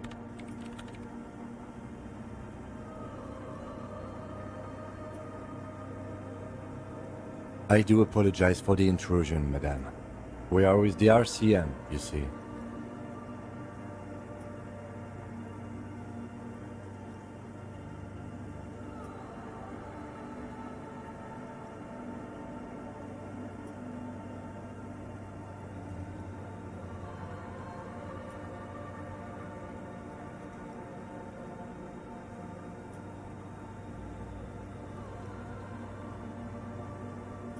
Well, you won't find any music venue organizers here.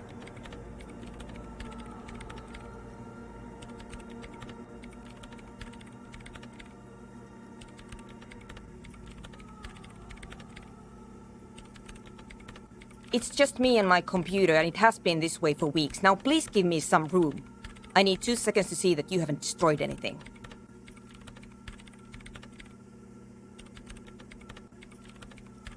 We should talk to her after she has rebooted the machine.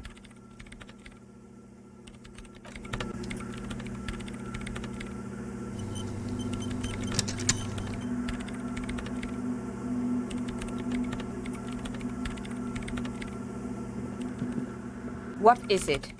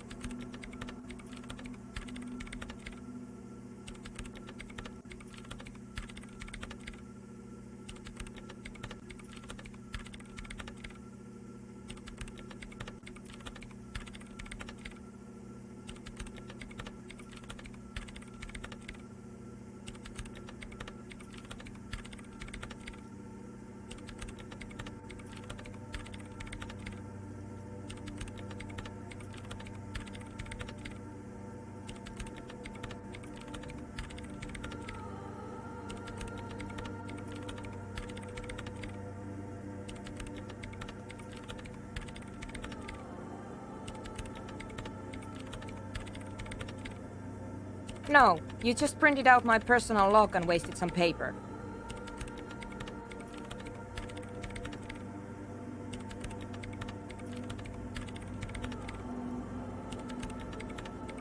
I am Soona Luukkanen-Kilde, the former lead programmer of Fortress Accident and RSA radios. I have over 16 years of programming experience, and I'm proficient in both Vox and Orbis languages.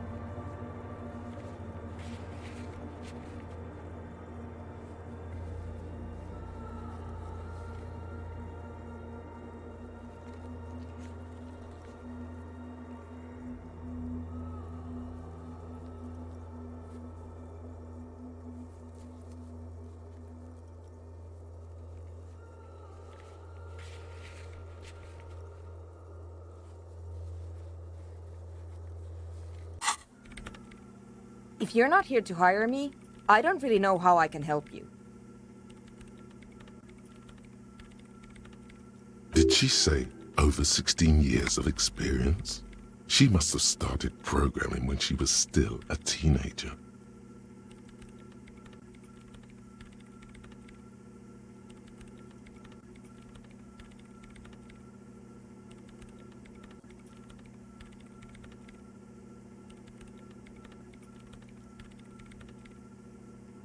Nope. Yes.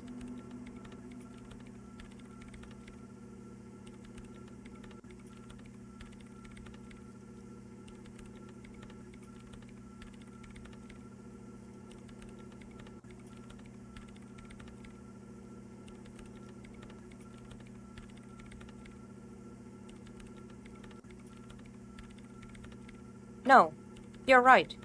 I'm not.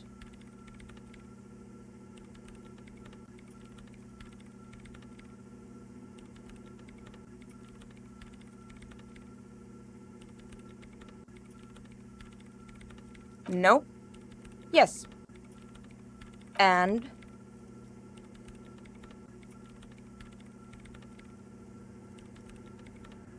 I don't care. I don't care about crap men. Wow, she really doesn't.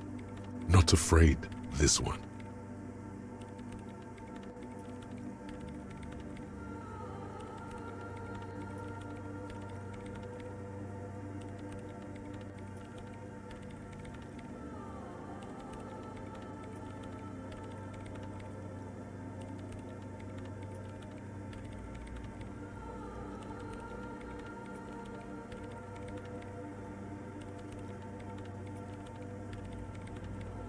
I brought them here.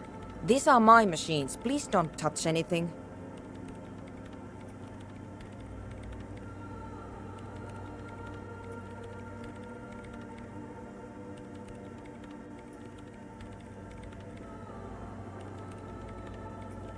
I use the AR-1 as my RAIN prefix processing unit.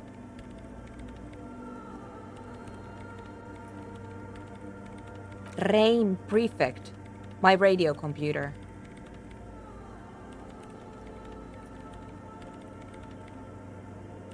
Yes? You really don't know anything about radio computers, do you?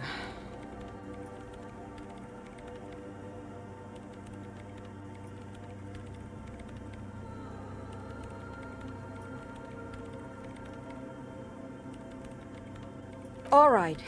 Well, all radio computers perform operations up on air. So in order to gain more processing power, you need to invest in a good antenna.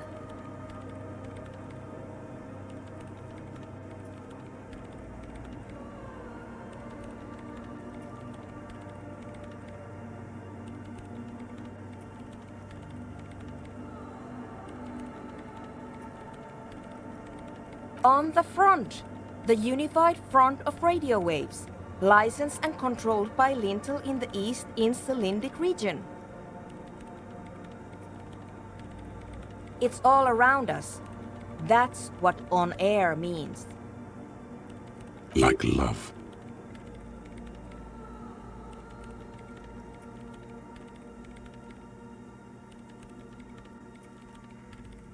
I guess it is. So far I've been quite satisfied with it. Martinez is an unstable region with bad coverage, and the operation has been surprisingly stable. But it's not the cheapest one on the market, so I wouldn't recommend it for your regular red tape operations. Fraser 1000 is a foolproof line for civilians.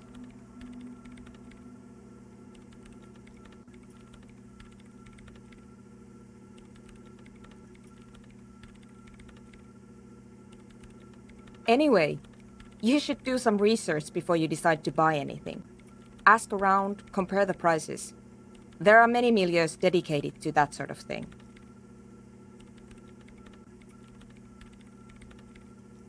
I'm working. Could you just shh for a moment? Or get to the point? I really need to focus on something. They are connected to my RAIN prefect. Whatever you do, just please don't move them, okay? Thanks.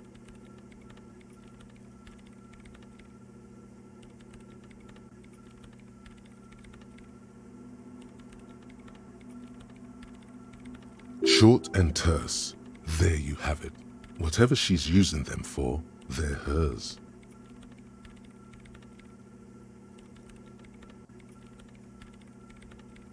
Great.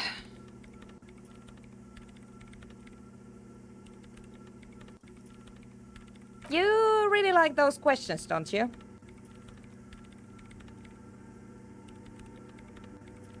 They're bloodshot. She really hasn't been getting much sleep lately, has she?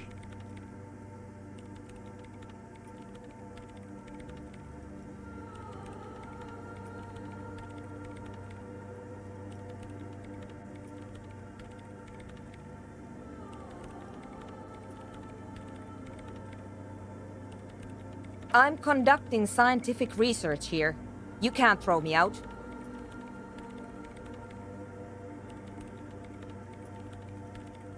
I'm looking for the location of a 2mm hole in the world. Wait, what?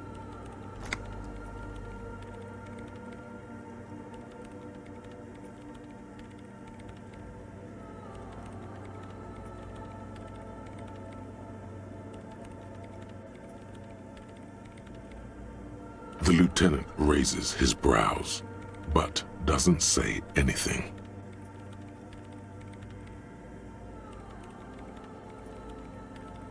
Yes, that's what led me here. But I suspect it might be something a bit more complicated than that.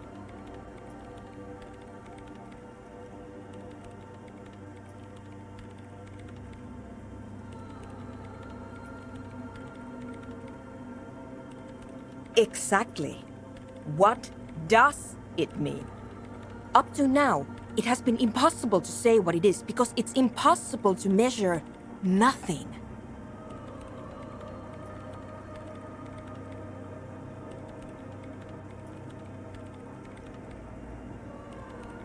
What do you think it is?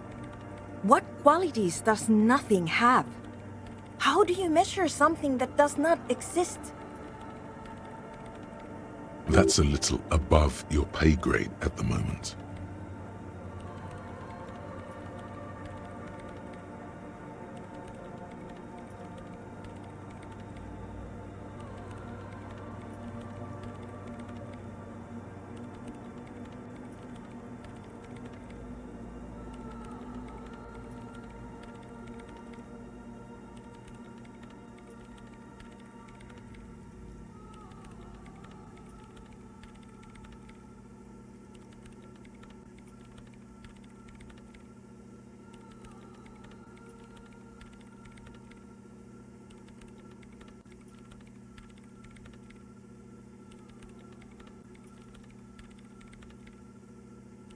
I don't know.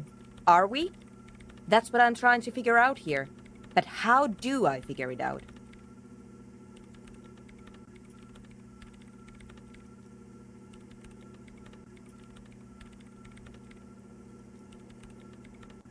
You measure it by its surroundings, by that which does exist, which is what I've been trying to do. I've tried using hydro transducers to record the silence, to find out where it begins.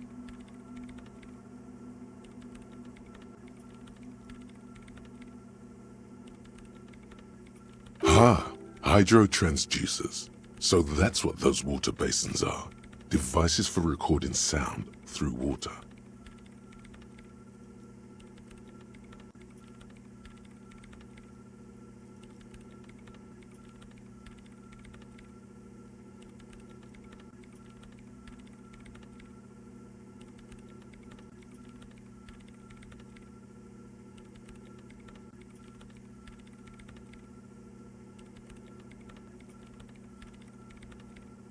But honestly, it's not progressing very well.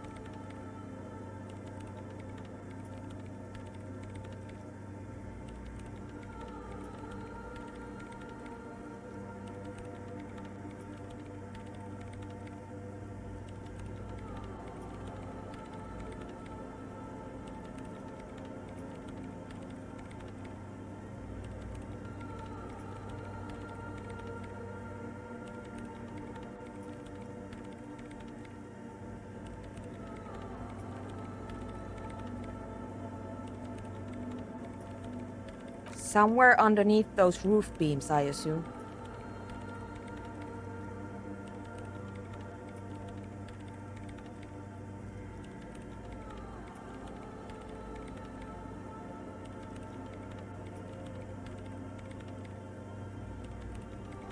There's this place at the back of the church, a place where all audible vibrations seem to cease.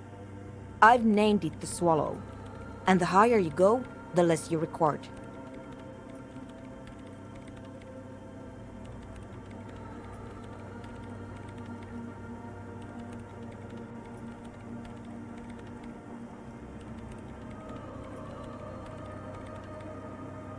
The Pillar of Silence? Are you sure it's not just an architectural quirk?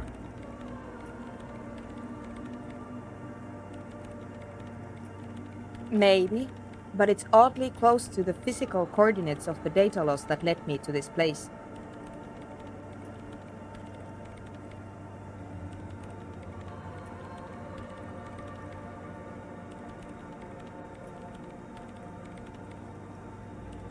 I know.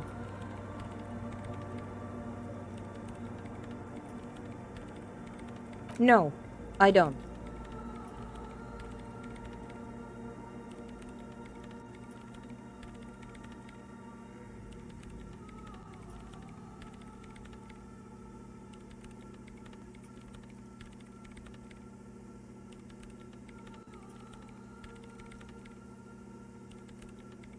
Because it's just trial and error, trying to locate the Swallow, the exact point in space.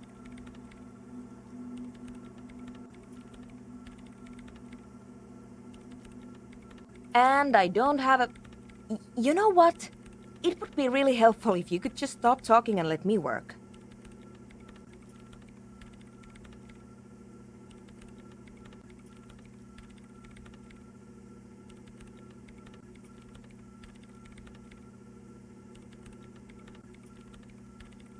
Great. Thanks.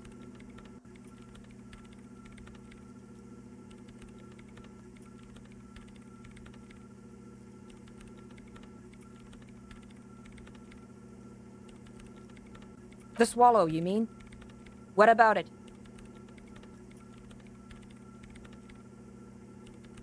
Great. Thanks. What?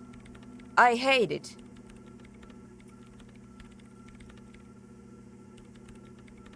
I bet she hasn't even heard it.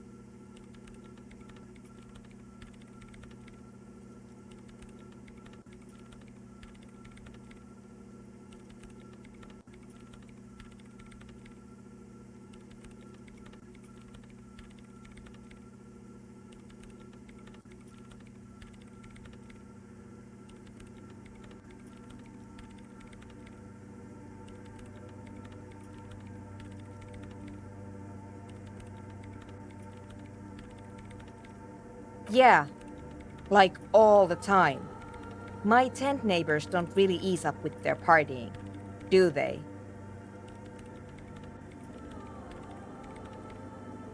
Maybe I'd have to be on drugs to get it, but to a sober mind it just sounds like uninspired rug whipping. No idea what it has to do with either dancing or music.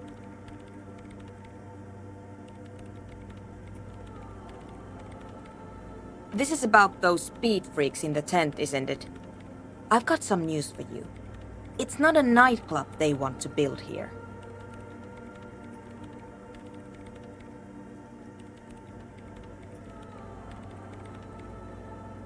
Take a guess, why don't you?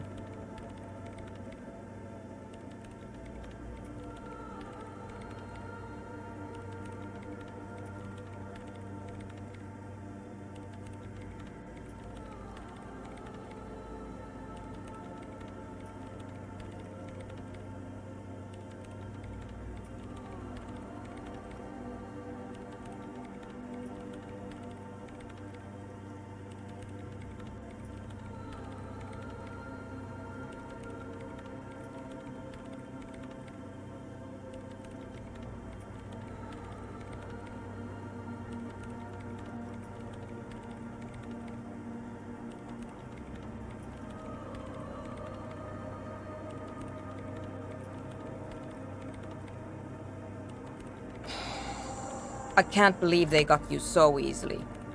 Go have another talk with those up-and-coming entrepreneurs, will you? Thanks.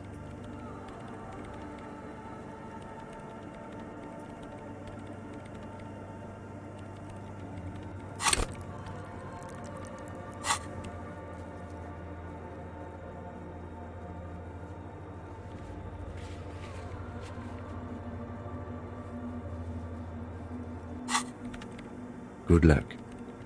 I'm not coming in there.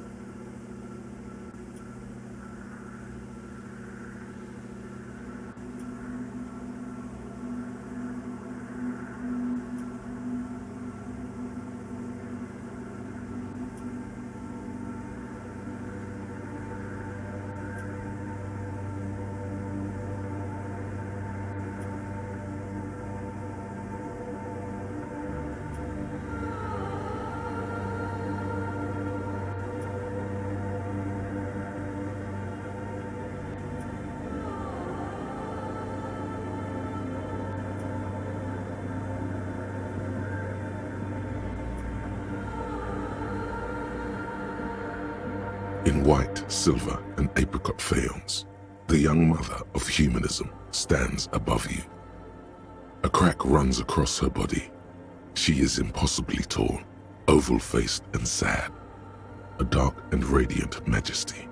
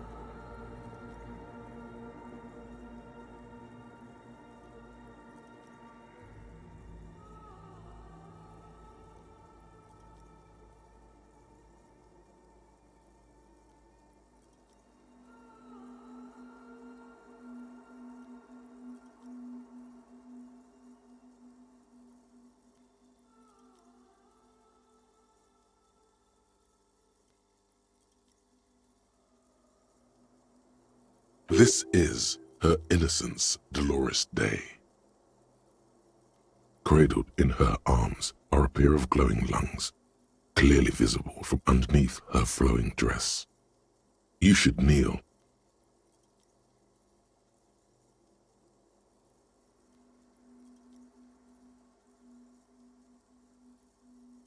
Your knees touch the floor. The floorboards are hard and cold.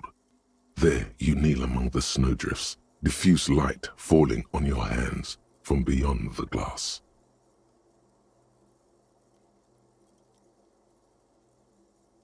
The world is silent, but for the creaks and cracks of the massive wooden structure behind you, it covers you from the wind outside. The woman looks down at you kneeling. She towers among her followers, architects, laymen, courtiers. There is a sad smile on her lips and a glint in her green-blue eye of what? Compassion? Remorse? She acknowledges the passing of someone who is still alive.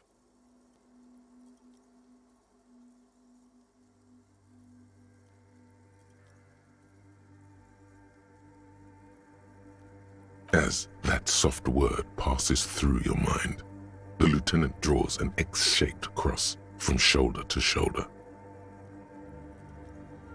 Your fingertips touch your chest 4 times.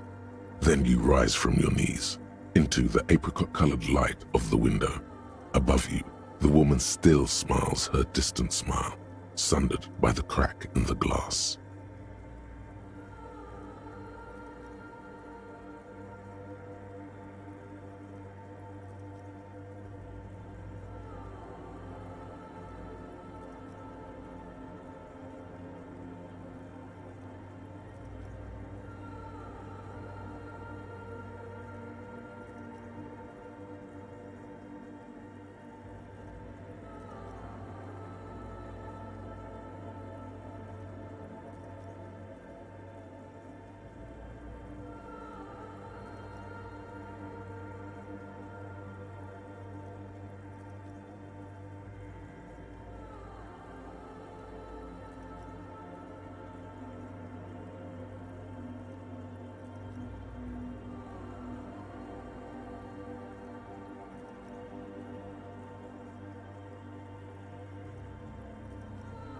The old woman in the village was right.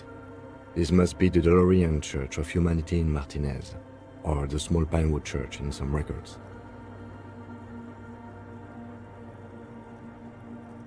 It's a minor landmark, not easy to find.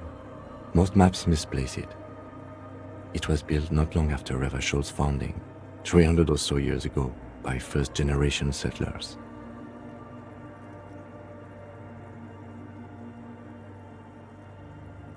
On the coast of an uninhabited archipelago where only animals had roamed before, in the wild reeds.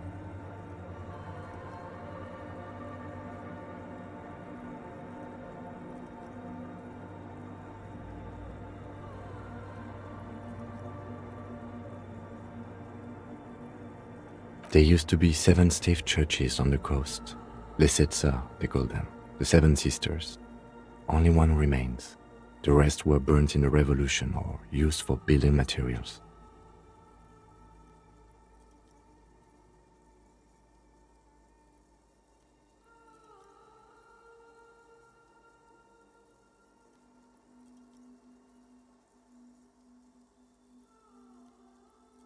We should be respectful here, although the building appears to be deserted. I do not believe we'll find anything connected to the lynching here. Something else, perhaps? Respectful? Is the lieutenant a follower of DeLoreanism?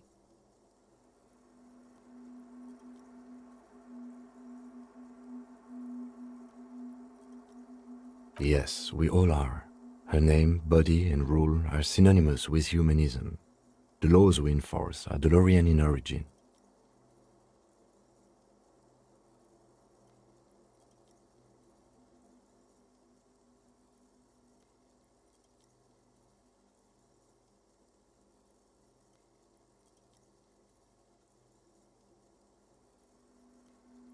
The woman looks by in silence, smiling enigmatically. It's not spiritual, it's constitutional. The DeLorean system does not demand faith, only accordance.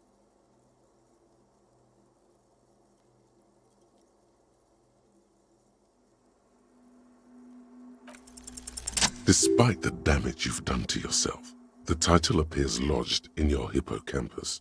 This is Her Innocence Dolores Day, the innocence of humanism, internationalism, and the welfare state. Perhaps the most famous human being ever to have lived. No amount of Commodore Red can wipe her sad smile from your brain thing. It has survived the deluge and haunts you still, and will haunt you forever as it haunts all men.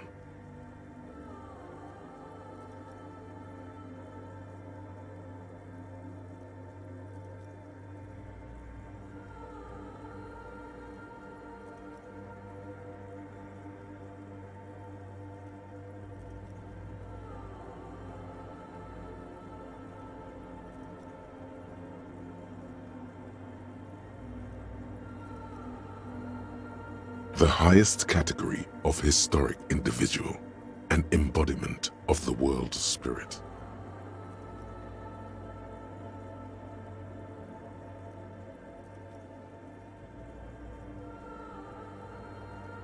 More, an innocence is elected to office by the founding party, a precedent that has taken place a mere 6 times in the entirety of history.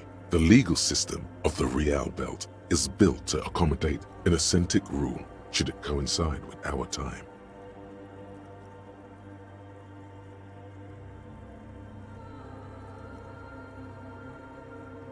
An innocence is infallible.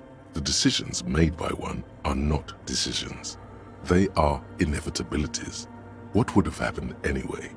Only accelerated, packed into decades instead of centuries. An innocence is a continuous, compressed event, a sacred human being.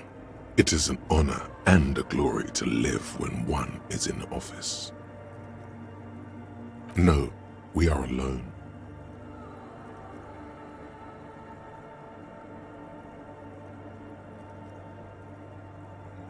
"300 years ago, in the wake of the discovery of this Isola, the Insulindian, by explorers from the continent of Muindi. She is, among other things, the innocence of inter-isolary travel and the connected world.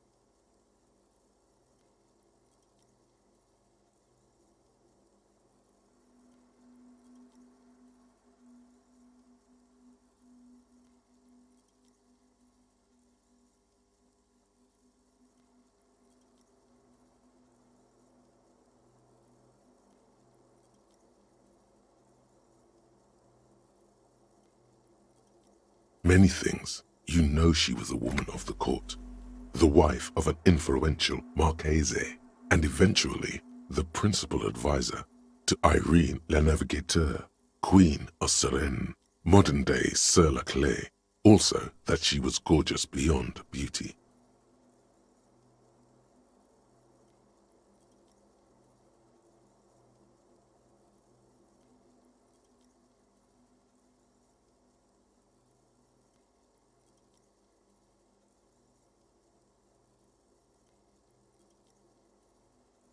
Terribly, women of the court were expected to play both contract bridge and chess sufficiently well to prove an interesting challenge to a man.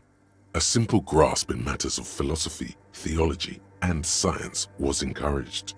She was, by all means, a kept woman. She made the most of her position in the antediluvian court, a court visited by the most prominent thinkers and artists of the day. In secret, she was becoming the era's preeminent philosopher of the state, a scalpel, a piercing gaze. She was an almost preternaturally magnetic and intelligent individual. To her contemporaries, she appeared out of time, a messenger from the future of the species. We all fell in love with her, head over heels. Even before she was declared an innocence, her influence was tremendous.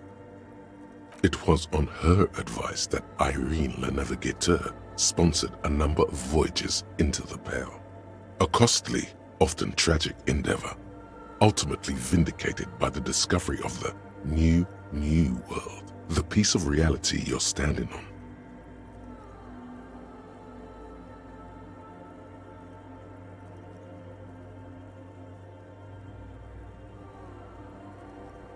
She was crowned 2 years after the first expedition returned, setting in motion what is widely considered the greatest era in history, the DeLorean era. Wow, indeed. When her innocence was declared and the queen she had advised for years fell on her knees before her, she was so overcome with emotion that her lungs started glowing in her chest. Bystanders reported golden filaments lighting the already sunlit chamber around her, clearly visible beneath her dress. That is why the lungs are the symbol of love for the cultures of the Riel Belt. As did we all, the lands of the Mest and the Occident, and even far away Supra-Muindi. Altogether, 21 of the 40 Mundial nations of the time immediately accepted Innocentic rule. In a city called Advesperaskit in Vespa Messina, her homeland, the name of the city means evening comes, but it happened on a winter's morning with the canals frozen and slush falling out of the sky.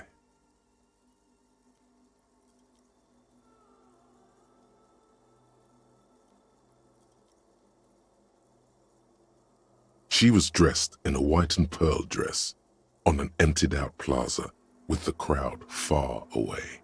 Already, her Theriers, the secret servicemen of the Innocents, were worried about an assassination attempt.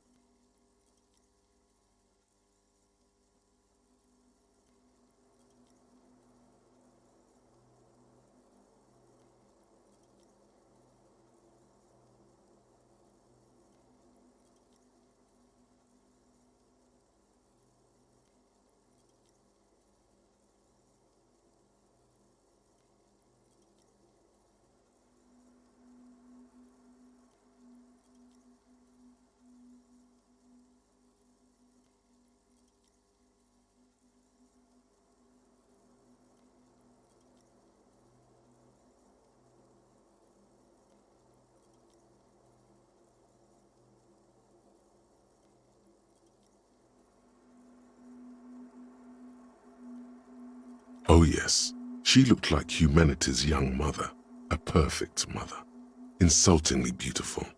It was as if her face and shoulders and hands were covered in a soft down of underfeathers. You know this well, very well.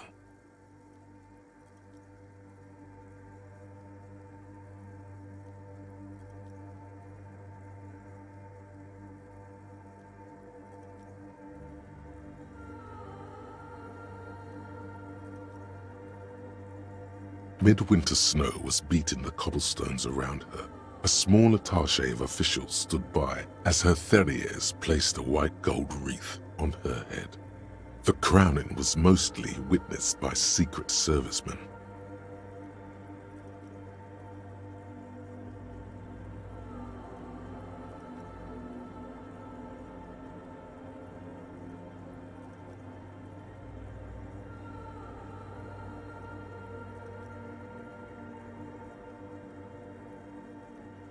One of the men in this secret service killed her 22 years later. A young man who had come to suspect that Dolores Day was not entirely human, but something else.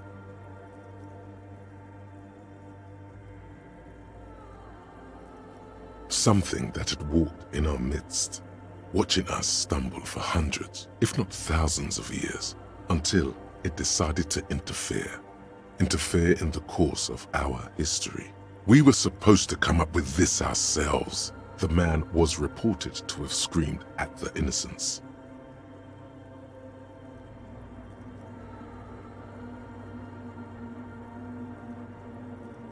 Dolores Day was shot in the chest with a fowling piece 8 times. The man, thought to be insane, said he once touched her and her body had been unnaturally warm, like a furnace, and that sometimes, while on duty, he observed her forgetting to breathe for over 10 minutes.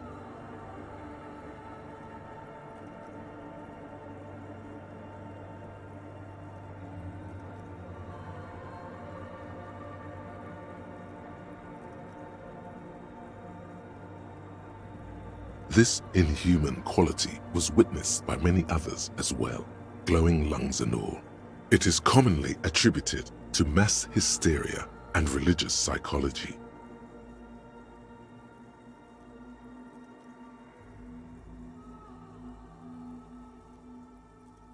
Terrifying is a term too emotionally charged for your semantic memory, or what remains of it.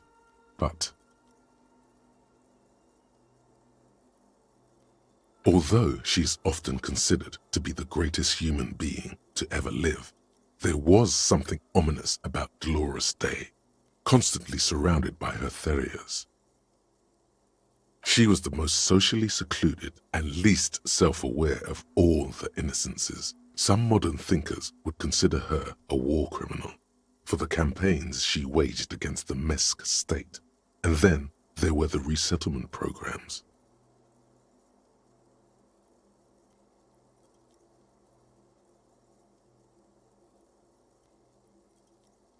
The Mesk state tried to detach itself from Innocentic rule.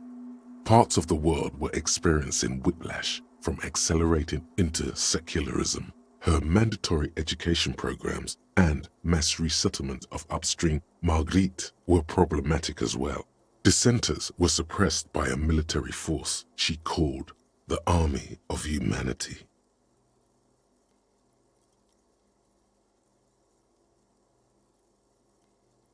Suggesting those who fight against it are not part of humanity. She adored chess, yes, but also military war games. Dolores Day often holds a tiny tin soldier between her index finger and thumb in icons such as this.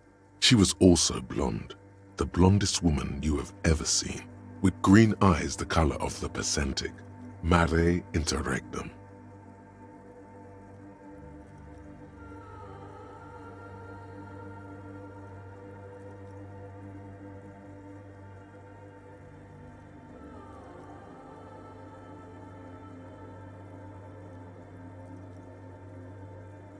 Little is known of her Marchese husband. It's as if he vanished from history after completing his role, which was to introduce Dolores Day to court. In conclusion, yes, there is something lonely, paranoid, and even terrifying that people seldom mention, but feel when they think of her.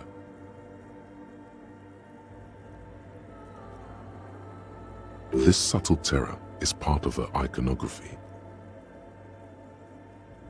Lieutenant Yefrater, you've stood there for over 5 minutes.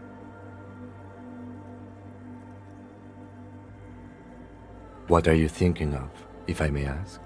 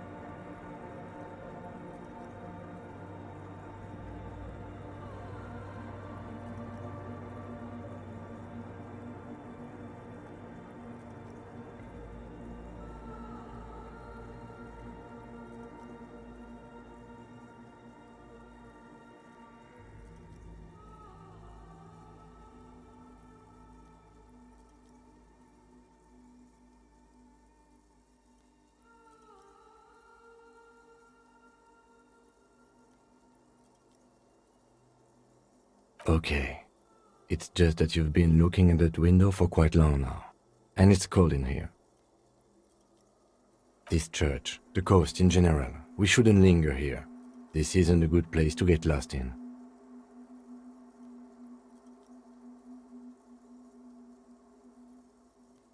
Yes, we all are.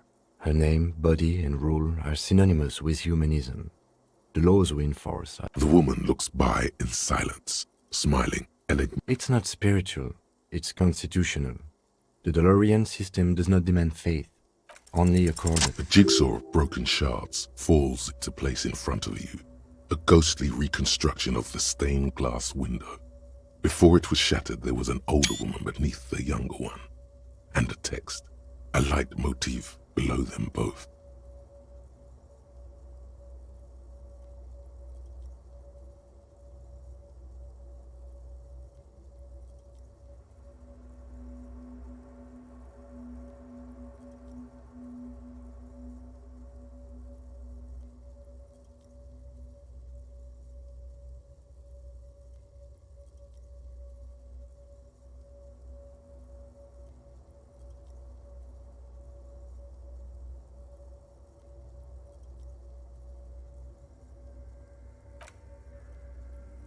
Unknown.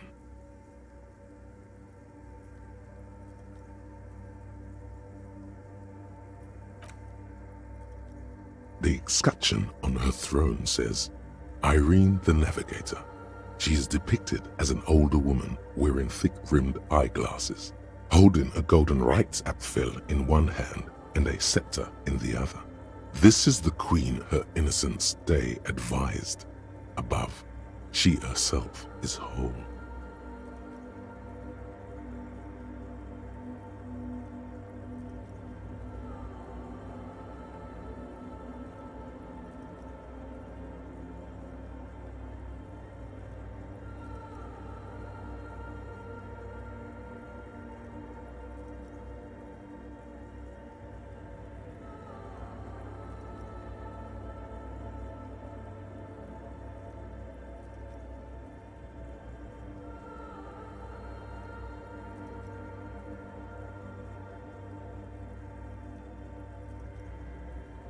Small figures of wise men, common men, worshippers walk up the stairs to stand at her feet. Secret servicemen, farriers, stand in a row guarding her. It must have taken years to produce this work in all its dizzying detail.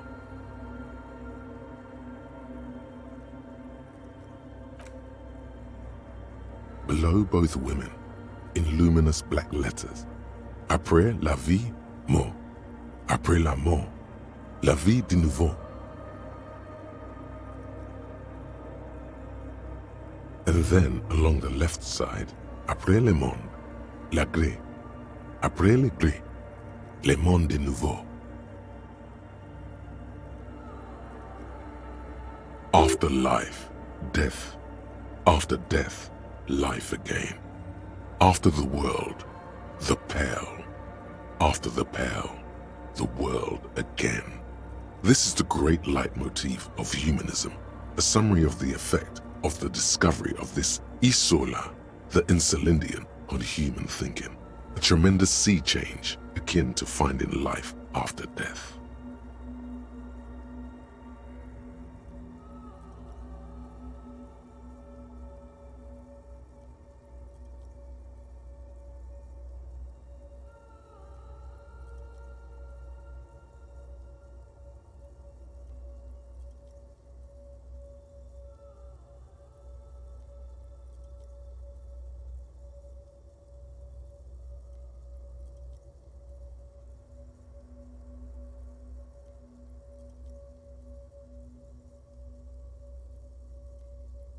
Death, life again.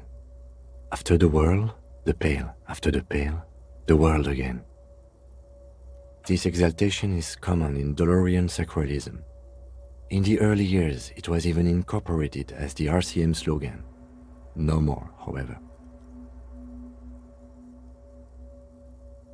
It was deemed subservient to use a strongly moral intern-related motto.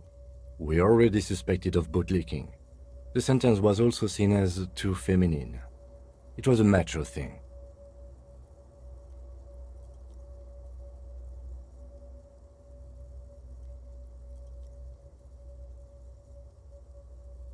Justice, union, prudence, and force.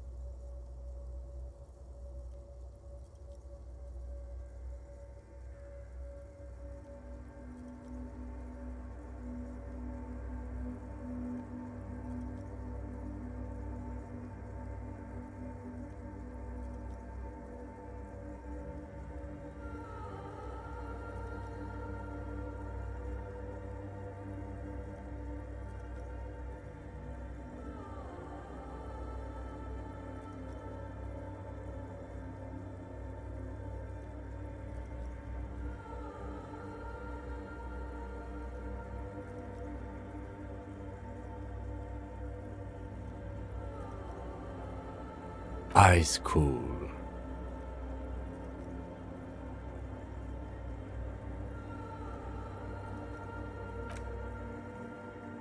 The mother of humanism towers above you, a wax painting on a cracked pane of glass. Nothing has changed in her expression.